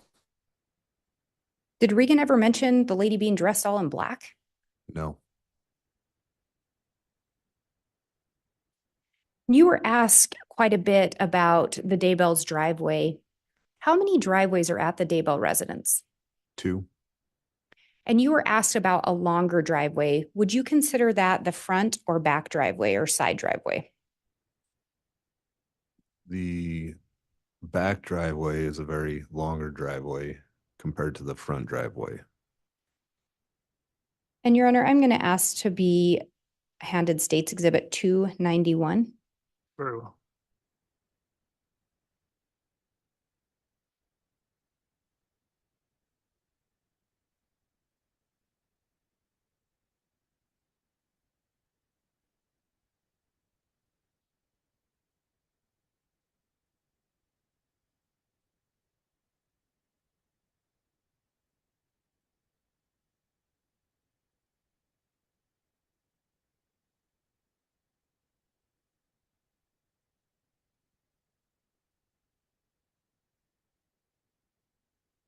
And Your Honor, may I publish? You may.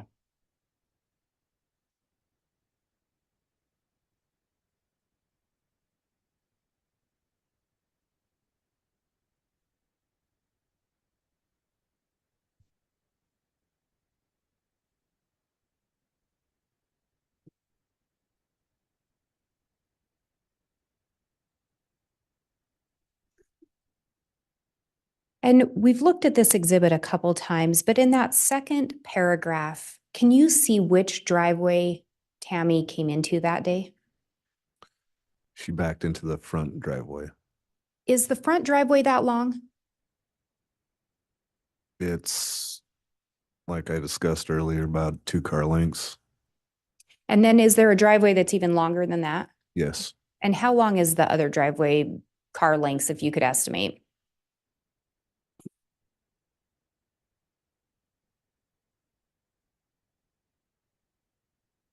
Probably about 4 or 5. So quite a bit longer. Yes.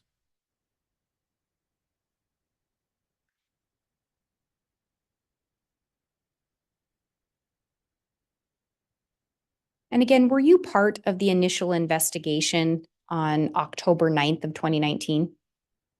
I was not.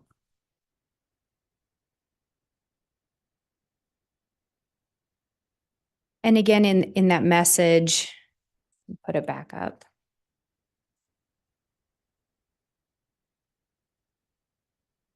In that second paragraph, do you see an indication of what time of day this occurred? 9:15. And that would be referring to PM. Yes, that's when the call came in around that time. And again, you're from the Fremont County area. Correct? Yes, And October's in Fremont County, about 9 PM. Is it still light out generally? it's usually getting about dusk.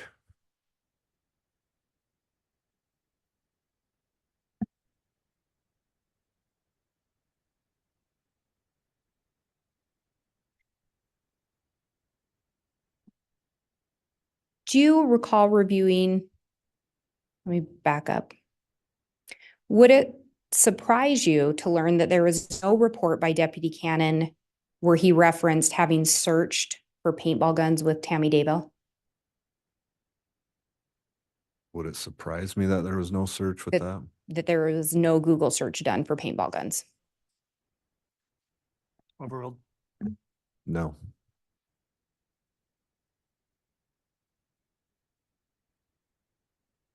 If Deputy Cannon had indicated that he never searched for paintball guns with Tammy Daybell, would you have any reason to dispute that? No.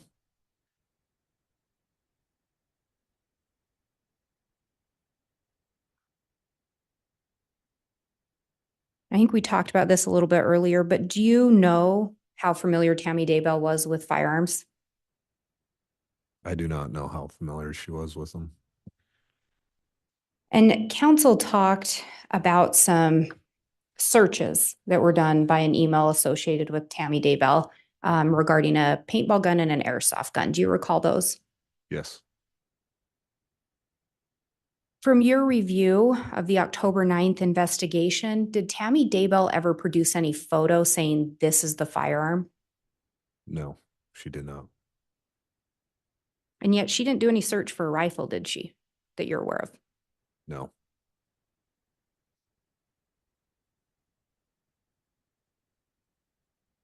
Are there various type of paintball guns in your experience? Yes. Your Honor, I'm going to ask to have the witness shown State's Exhibit 282. And Judge, I believe this is the image that we stipulated to counsel. Is that correct? It is, Your Honor, and I do have a courtesy copy for defense counsel that's now been marked, a courtesy copy for Your Honor and a copy for the court. All right, thank you, counsel. Thank you.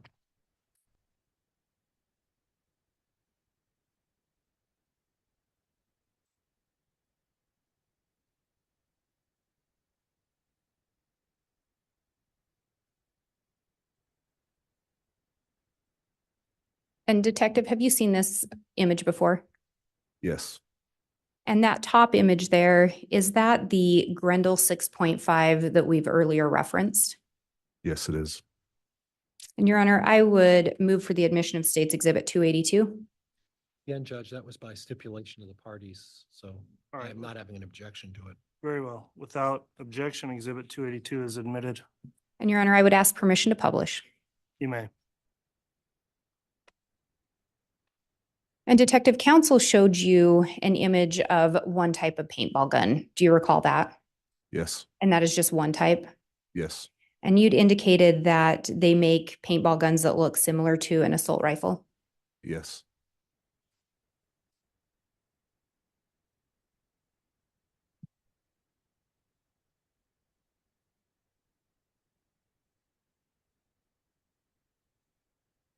And again, that top image is the firearm that was seized from an apartment associated with Alex Cox. Is that correct? Yes. And the bottom one, it's marked example. To be clear, this firearm was never located. Is that correct? That is correct. This was not located. Can you tell us what we're seeing in that bottom photo? So this bottom photo right here is a Tipman paintball gun with the Tipman. Yeah. On the top is a hopper. On the back has a collapsible stock. And then your barrel.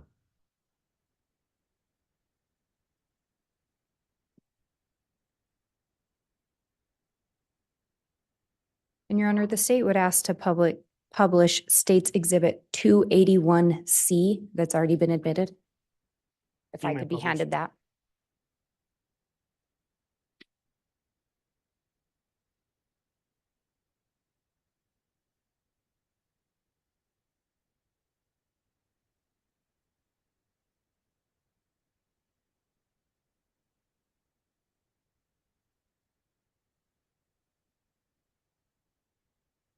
And Detective, this is a close-up, again, of the front part of that Grendel 6.5, is that correct?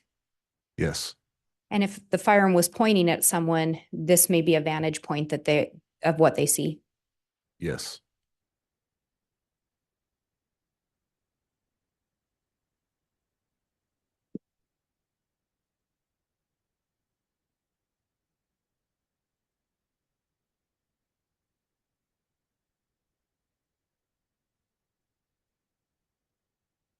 And Detective, again, Alex was in the area of the Daybell residence earlier in the day on October 9th, is that correct? yes, And then he was also in the area about 2.6 miles away the night before Tammy was pronounced dead, is that correct? yes.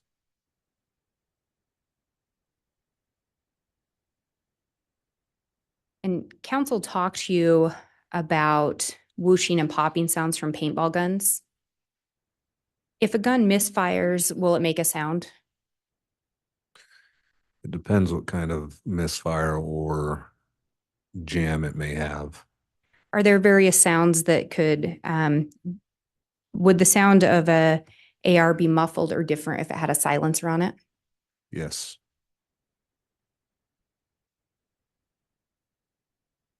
And counsel talked to you about Tammy being pretty close to the gun. She describes the gunman as right behind her and she turns around and he's there, correct? correct. And we talked earlier about some searches done on the Homer J. Maximus account about a drop. Yes, If you're sighting your gun, and correct me if I'm using the wrong language here, if you're sighting a gun or trying to adjust it to fire a certain distance, is that different if it's a short distance versus a long distance? yes, So if you'd been further away and moved closer, would it be sighted indifferent? yes, could be.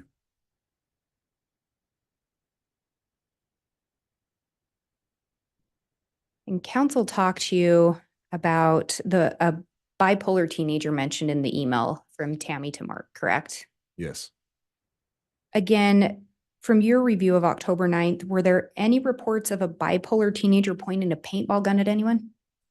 no, not that I'm aware of. Any reports of someone other than Tammy Daybell? Any reports of anyone else coming face to face with a masked gunman? No, not that I'm aware of.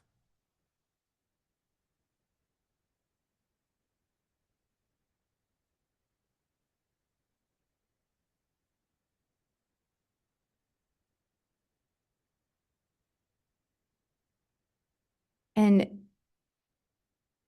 do you, trying to make sure I'm referencing the correct exhibit. And Your Honor, may I have State's Exhibit 291 again, please? Yes. And may I also have Defense Exhibit 16?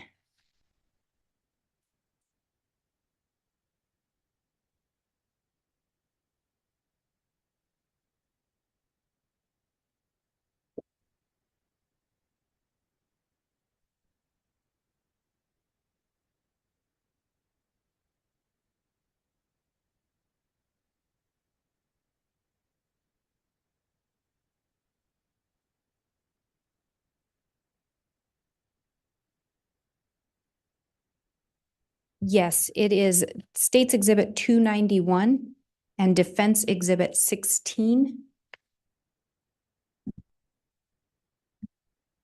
And I guess while I'm at it, I forget the exhibit number, but the second call into dispatch by Tammy Daybell.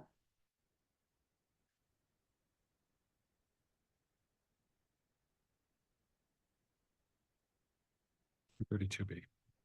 232B, Your Honor.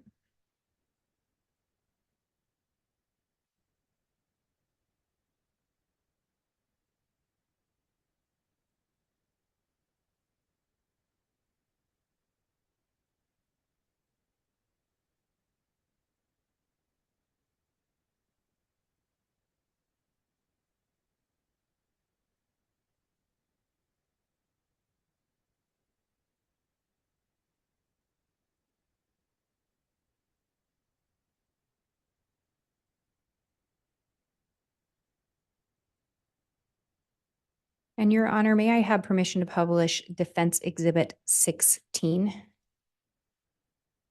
Yes.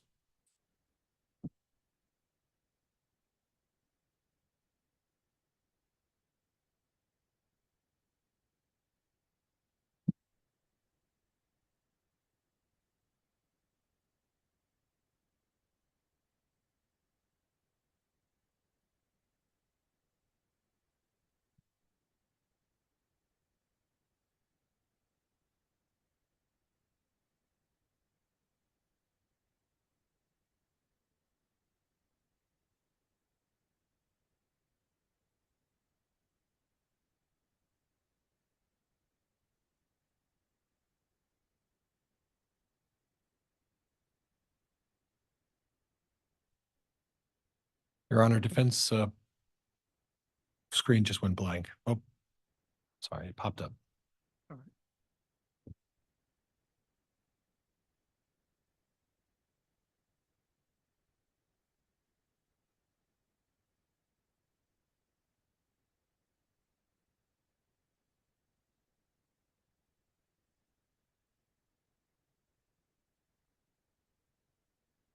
The HDMI does not like my computer.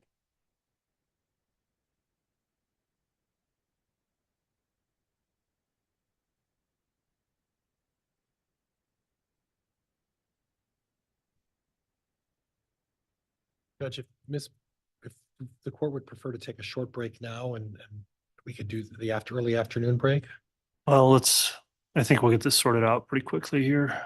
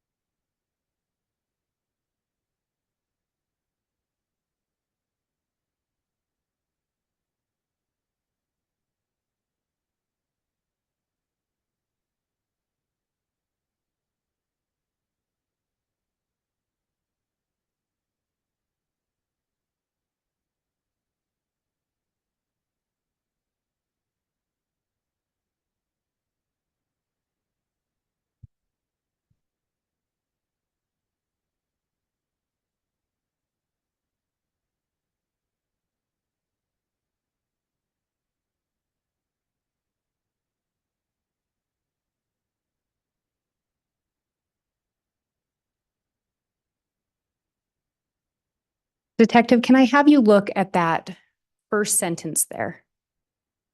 And can you read it into the record? Something really weird just happened, and I want you to know so you can watch out. Tammy's sending this message out, telling people she wants them to watch out, correct? Yes.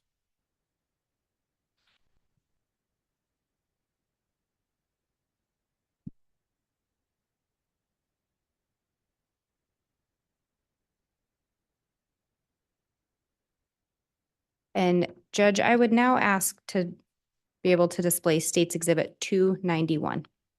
You may.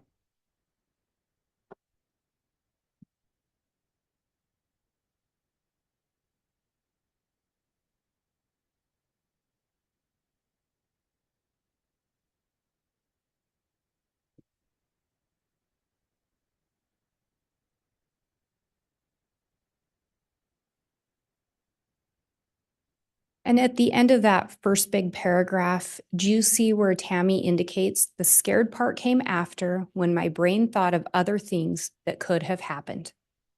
Yes.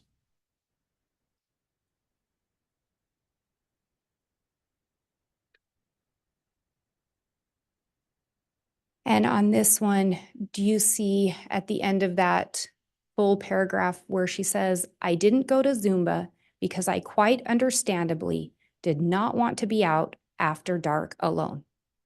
Yes. Do those statements indicate someone that was scared by what just happened? Yes.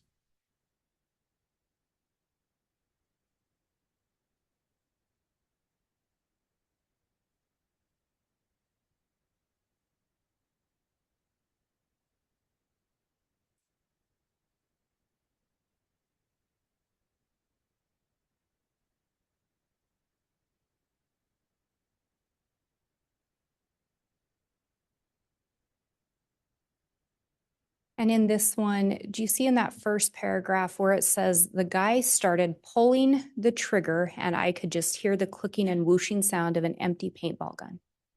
Yes. He was standing by the back of the car, just pulling the trigger while pointing the gun at me. Do you see that? Yes. Does this indicate more than someone just pointing a gun at someone? Yes, it does.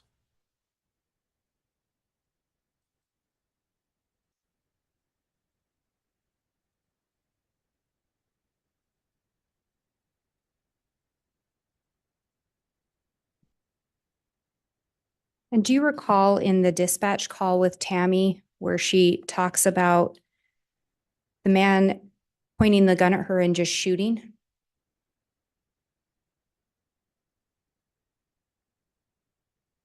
And we can listen to it again. Would that be helpful? Yeah, I don't recall that.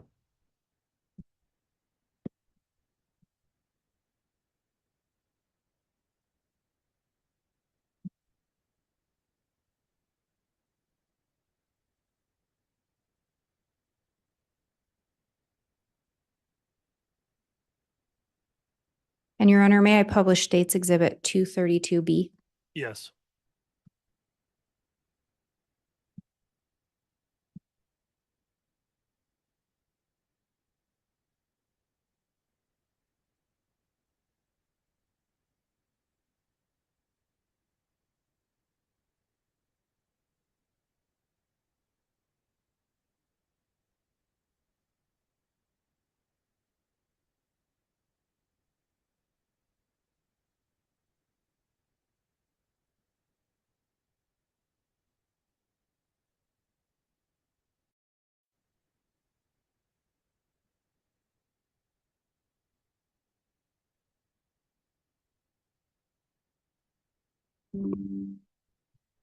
Forty-nine minutes, 20 seconds.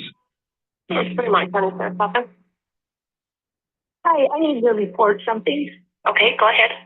What's the address? Okay, at 202 North, 1900 East, the corner with the blinking yellow light on Salem Highway. Is it a suspicious person? Yes. Okay, what was he wearing? He was all dressed in black and he had a ski mask on. And he said the blinking light now is where you saw him? No, he's gone now because I pulled up into our driveway and I was getting stuff out of the back seat of my car and suddenly he was there and he had a paintball gun and he was and he was going to shoot at me. And I kept asking him what he was doing because I could tell it was a paintball thing. And then he just kept doing it. So I yelled for my husband and then he took off running around the back of my house. Okay, give me just 1 minute. Stay on the line with me. Okay. October 9, 2019, 21 hours, 50 minutes, 28 seconds. And that was North 1900 East? Yes. Okay. October 9, 2019, 21 hours, 50 minutes, 43 seconds. Do you know what direction he was going? He went behind my house and it's so dark out there and I went in the house and got my husband and son and then they went out and looked and he was long gone by then. So he was on the north side of my house is where he went to get away. Okay. He didn't say anything or he just kept like he was holding the gun like he was, had a rifle and just shooting at me, so. But nothing came out of the gun either, so I don't think it was loaded. Okay, what is your name?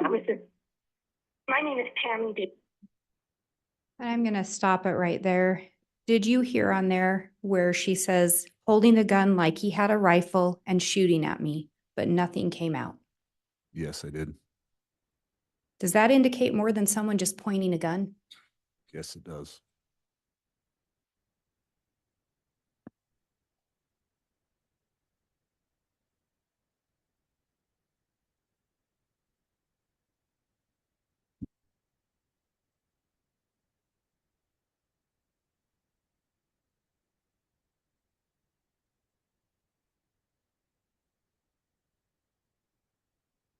And council talked to you a little bit about some of those searches associated with Homer J. Maximus. Do you recall that?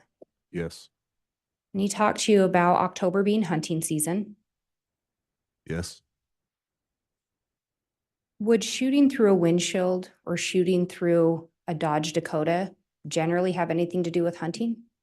No.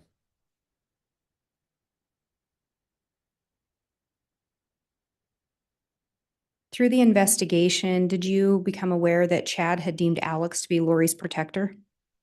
Yes, I did. After Alex shot Charles on July 11th of 2019, did Chad and Lori maintain a relationship to the best of your knowledge? Yes, I did. In fact, we saw in an email, and I think you referenced it, Chad was down there on August 4th, 2019, just maybe about 3 weeks after Charles was shot and killed by Alex Cox. Yes, he was.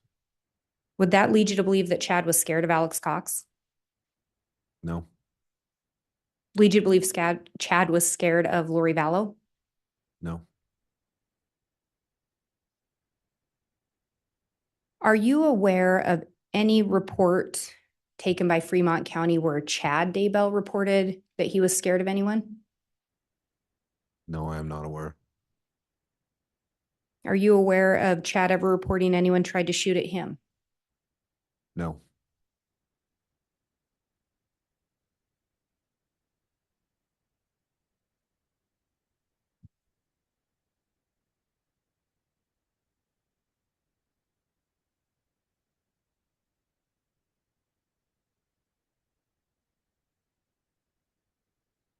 And again, through the investigation, what was the connection between Alex Cox and Tammy Daybell? Chad Daybell. I have no further questions. All right, thank you, Ms. Blake.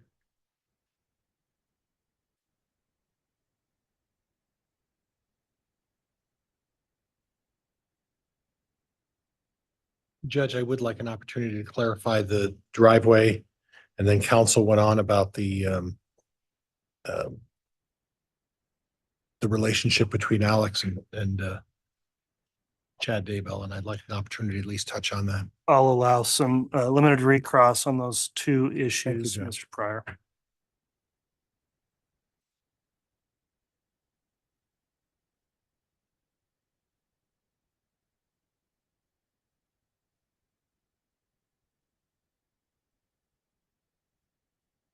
Officer Counsel put up the Facebook posting by Tammy Daybell, and it describes the front driveway. Do you recall that? The Facebook, I don't recall if that said the front driveway. Judge, could I? No, in the email, sorry. That's okay. I'm gonna have to have permission to go get my computer, Judge, and bring up that. May I have permission to go back and get my computer? Yes.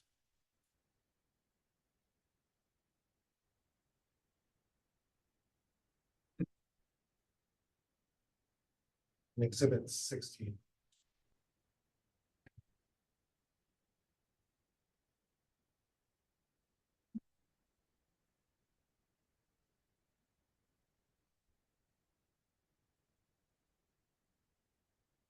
Thank you.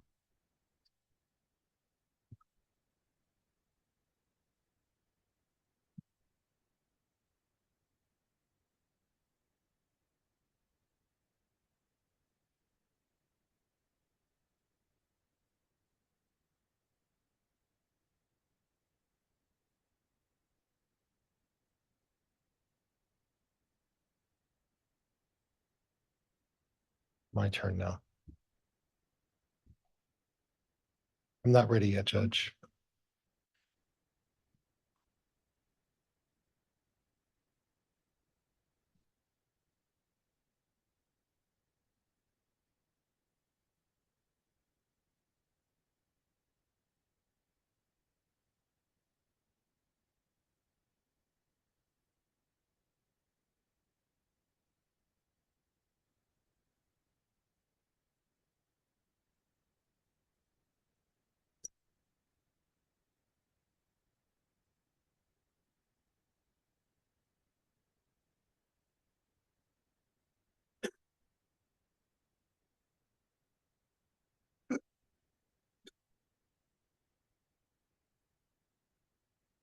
I think I'm ready now, Judge.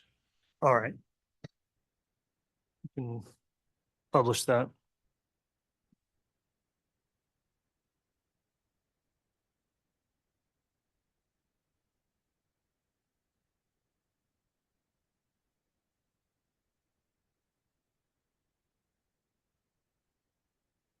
Okay, and I apologize. I can't get this to widen on me, Judge, but officer, can you read that if you look at your monitor? Yes, I can, and it does say the front driveway. Okay, and I'm sorry we had to go through that with all that time, but I wanted to make sure. And Judge, that's all I have for this. Okay, thank you. So there is no dispute that this was the front driveway, correct? Correct. And again, the front driveway is a very short driveway compared to the one in the back, correct? Yes. Okay, and further, the distance between the front of the house and where the car was backed up, that even shortens the distance even more, correct? Yes. And it would be unusual to use a rifle at such close range, correct? Yes. Yeah, that's not a weapon that you use at close range, correct? Usually not. Yeah. In fact, a rifle is typically used when we're talking about hunting. That's long range, which is consistent with Mr. Cox talking about 100 and 300-yard shots, right? Sometimes. And in your experience, if you're really trying to hurt somebody at close range, you would probably use a handgun or a shotgun, right? Well, I guess I misstated right there. Okay. Rifles can be used at close range, close Okay. quarter combats, Okay. SWAT stuff. So Okay. yes, they can be used. Okay. Now, the information you got about the Dodge Dakota, you recall that, right? Yes. And you talked about the fact that someone was talking about putting a bullet through the window of a Dodge Dakota. Yes. Someone trying to figure out what type of bullet it would take to pierce the side of a Dodge Dakota. Yes. Someone who would take what kind of a bullet would pierce the metal or the thickness of the metal on a Dodge Dakota. Yes. So it would seem with Mr. Daybell owning a Dodge Dakota that it seems that at least the target was someone in the Daybell family. Would that be fair? That'd be fair to say, yes. Okay. And with the Homer J. Maximus account, is there any indication that Chad was shared all of the information on Alex Cox's Homer J. Maximus account? Objection, Your Honor, calls for speculation. Sustain. Do you have any information to suggest that Mr. Daybell had access to the Homer J. Maximus account? No, I do not. Okay. So if Mr. Daybell didn't have access to the information in that account, do you have any other information that Mr. Daybell had knowledge that Alex Cox was looking for a way to shoot a Dodge Dakota that Mr. Daybell owned? No. Okay, nothing else, Judge. Thank you. All right, that will conclude then the testimony of Detective Kayakamanu. And he's testified twice now. Is he still, well, he's the case agent, so I don't know if he'll be recalled or not, but Detective, you can go ahead and step down from the witness stand. We'll make sure to retrieve exhibits. I'll have a brief sidebar with counsel to discuss scheduling for today, and we'll take our afternoon recess at this time.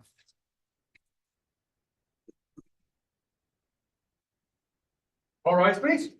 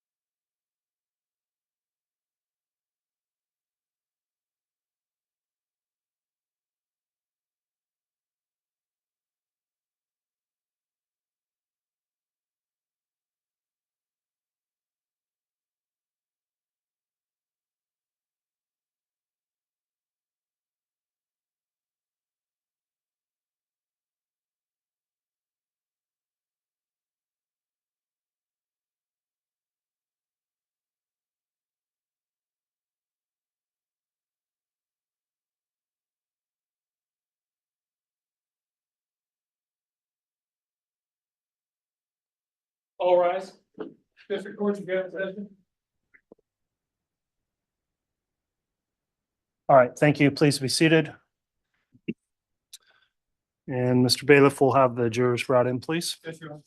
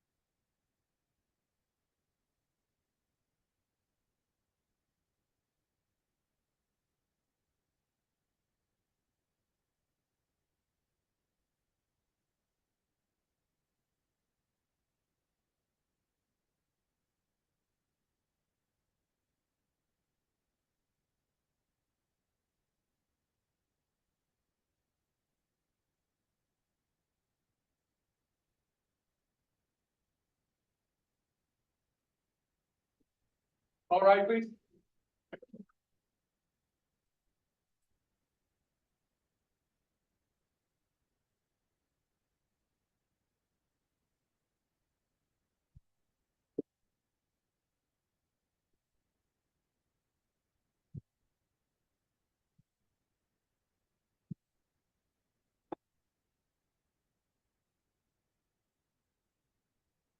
Freeze off President County for Your Honor.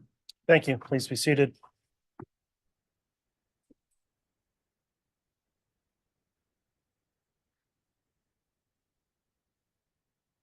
Okay, we're back on the record on case CR 22211623, State of Idaho versus Chad Guy Daybell.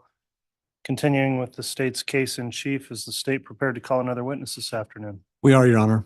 Go ahead, Mr. Wixom. Thank you. We would call Spencer Cook.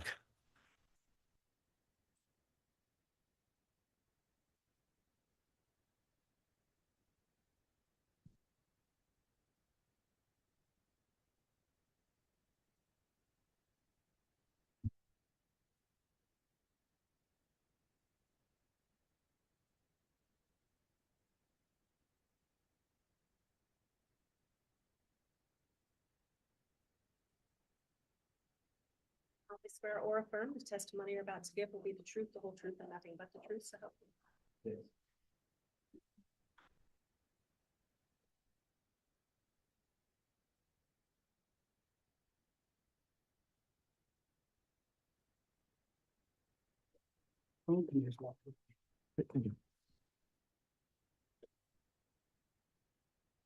All right, now that the witness has been sworn, before we start with testimony, I'll just inquire because the court has its exclusionary order. Mr. Cook, have you been viewing at all any of the testimony in this case on the court's live stream or otherwise in the trial since it started? No, All right, have you discussed with anyone else their testimony they've given in the case? no. Very well. With that, thank you for your confirmation of that. You can go ahead and inquire on direct, Mr. Wixom. Thank you, Your Honor. Sir, will you please state and spell your first and last name for the record? Spencer Cook, SpencerCook. And Mr. Cook, what is it that you do for a living? I'm the technology director at the Sugar Salem School District. Is that the same school that Tammy Daybell worked at back in 2019? It is. What could you explain to the jury in your role at work, what is it that you do specifically? As the technology director, I'm in charge of all of the technology throughout the district. So that includes all of the schools from kindergarten all the way up to 12th grade. And I'm in charge of the data, anything that plugs into the wall, basically. So projectors, computers, network, security, cameras, email, communications, telephones. Okay, thank you. And so you mentioned email. What do you have to do with respect to the email for the school?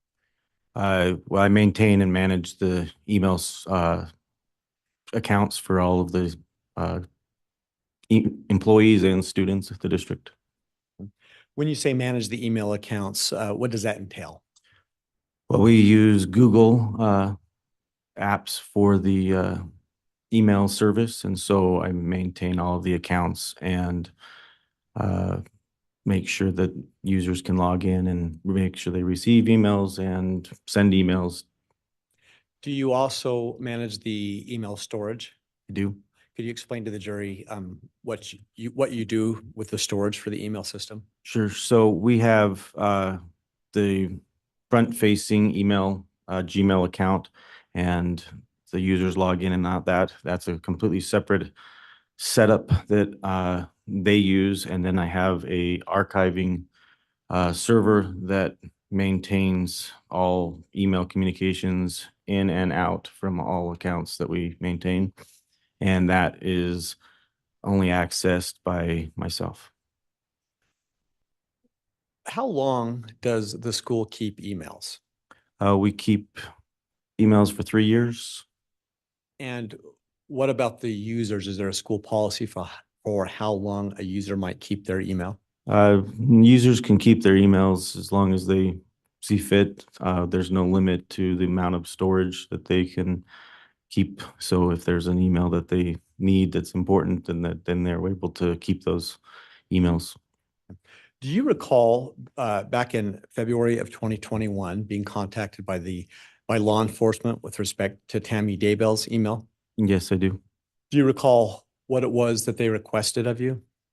They were asking for emails that Tammy had received from anybody and anyone that would send an email to her email account. And they were looking for an email from Charles Vallow on a specific time frame. It was, I think, June 29th of 2019. Were you able to retrieve that kind of an email? Yeah, I was able to retrieve it from the archiving server. Your Honor, at this time, the state has a proposed state's exhibit we've marked as 419, and I believe it's been stipulated that it can be entered. I can offer up 2 copies to the court. All right, has the defense been able to review 419? Any objection to its admission? Yeah, we'll have you review that first.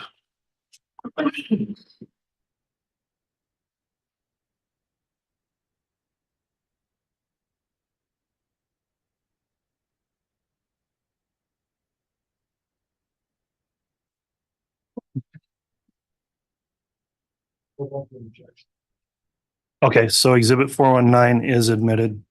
Thank you, Your Honor. May I have permission to publish with the ELMO? Yeah, I'll have the bailiff give you the exhibit for publishing.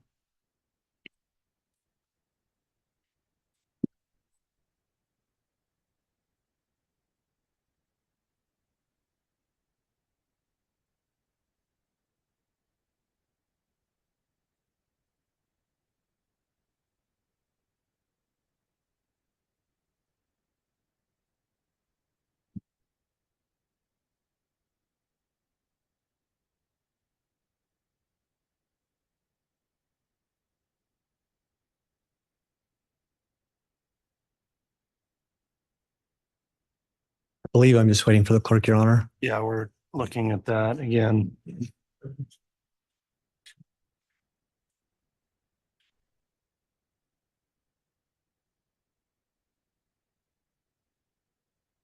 Is that showing on the jurors monitors? Okay, there we go. Thank you.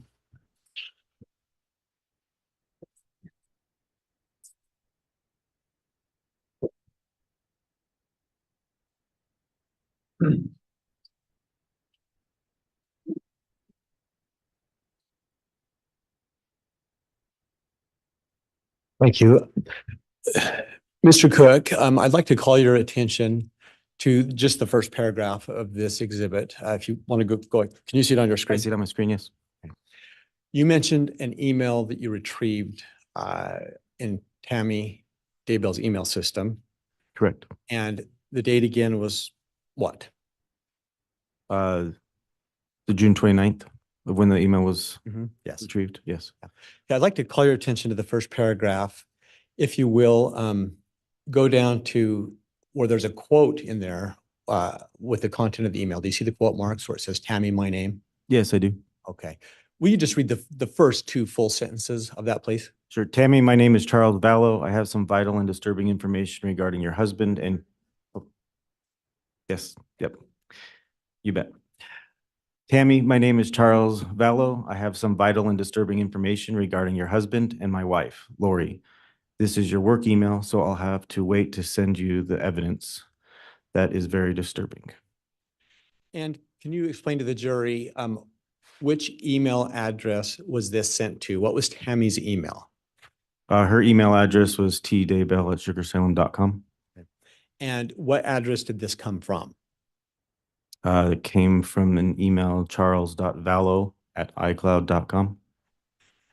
In your work as the IT manager, can you explain to the jury, were you able to look into whether or not this email had been opened up? Yeah, we, in the interview with law enforcement, we went into her account and we were able to find the email that was in her deleted folder. And it was there opened, and the email had been the email address from Charles Vallow, the Charles Vallow at iCloud.com, had been put into the blocked category inside of Google. So any email that Lori would have, or that Lori, sorry, any email that Charles would have sent would have been blocked, any future emails. So they would not have been received. When you did your search of the email system, were there any other emails to or from Charles Vallow? No, there were not.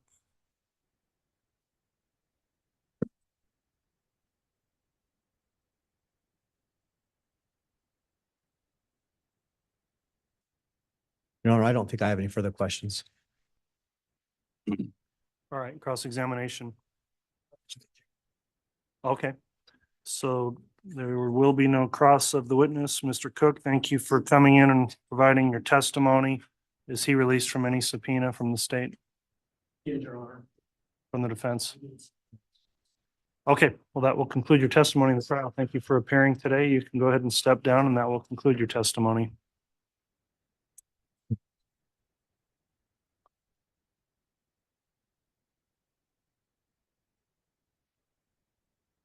All right, ladies and gentlemen of the jury, it's 3:00. I had discussed scheduling with counsel. They've got another, well, depending on who they call next, it's an inconvenient time to start with a next witness potentially. There's been a request that we conclude for the day. Let me just confirm from the state, is that still how the state's requesting we proceed?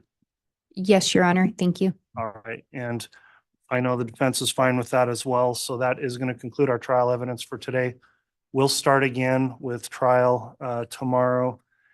And while the jurors are here, counsel, perhaps we can just give them some indication. Is there some request with your scheduling that tomorrow being Friday that we stop sooner than the mid-afternoon?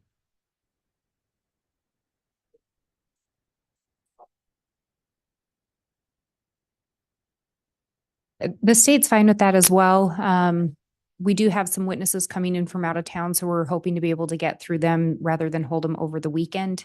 But I believe that would most likely just take the morning. Okay, well, we'll see how things go. So no promises, but I just wanted to give you a heads up that tomorrow may not be a full day through the mid-afternoon. So with that, we will conclude for the day today. And again, as we break for the day, I'll remind the jurors to please follow the court's continuing admonishment to not investigate the case in any way, try to avoid any media coverage of the case, and do not discuss the case amongst yourselves or with anyone else. You can only do that once deliberations have started. So thank you for continuing to follow that instruction each day. We'll be in recess until tomorrow. All rise, please.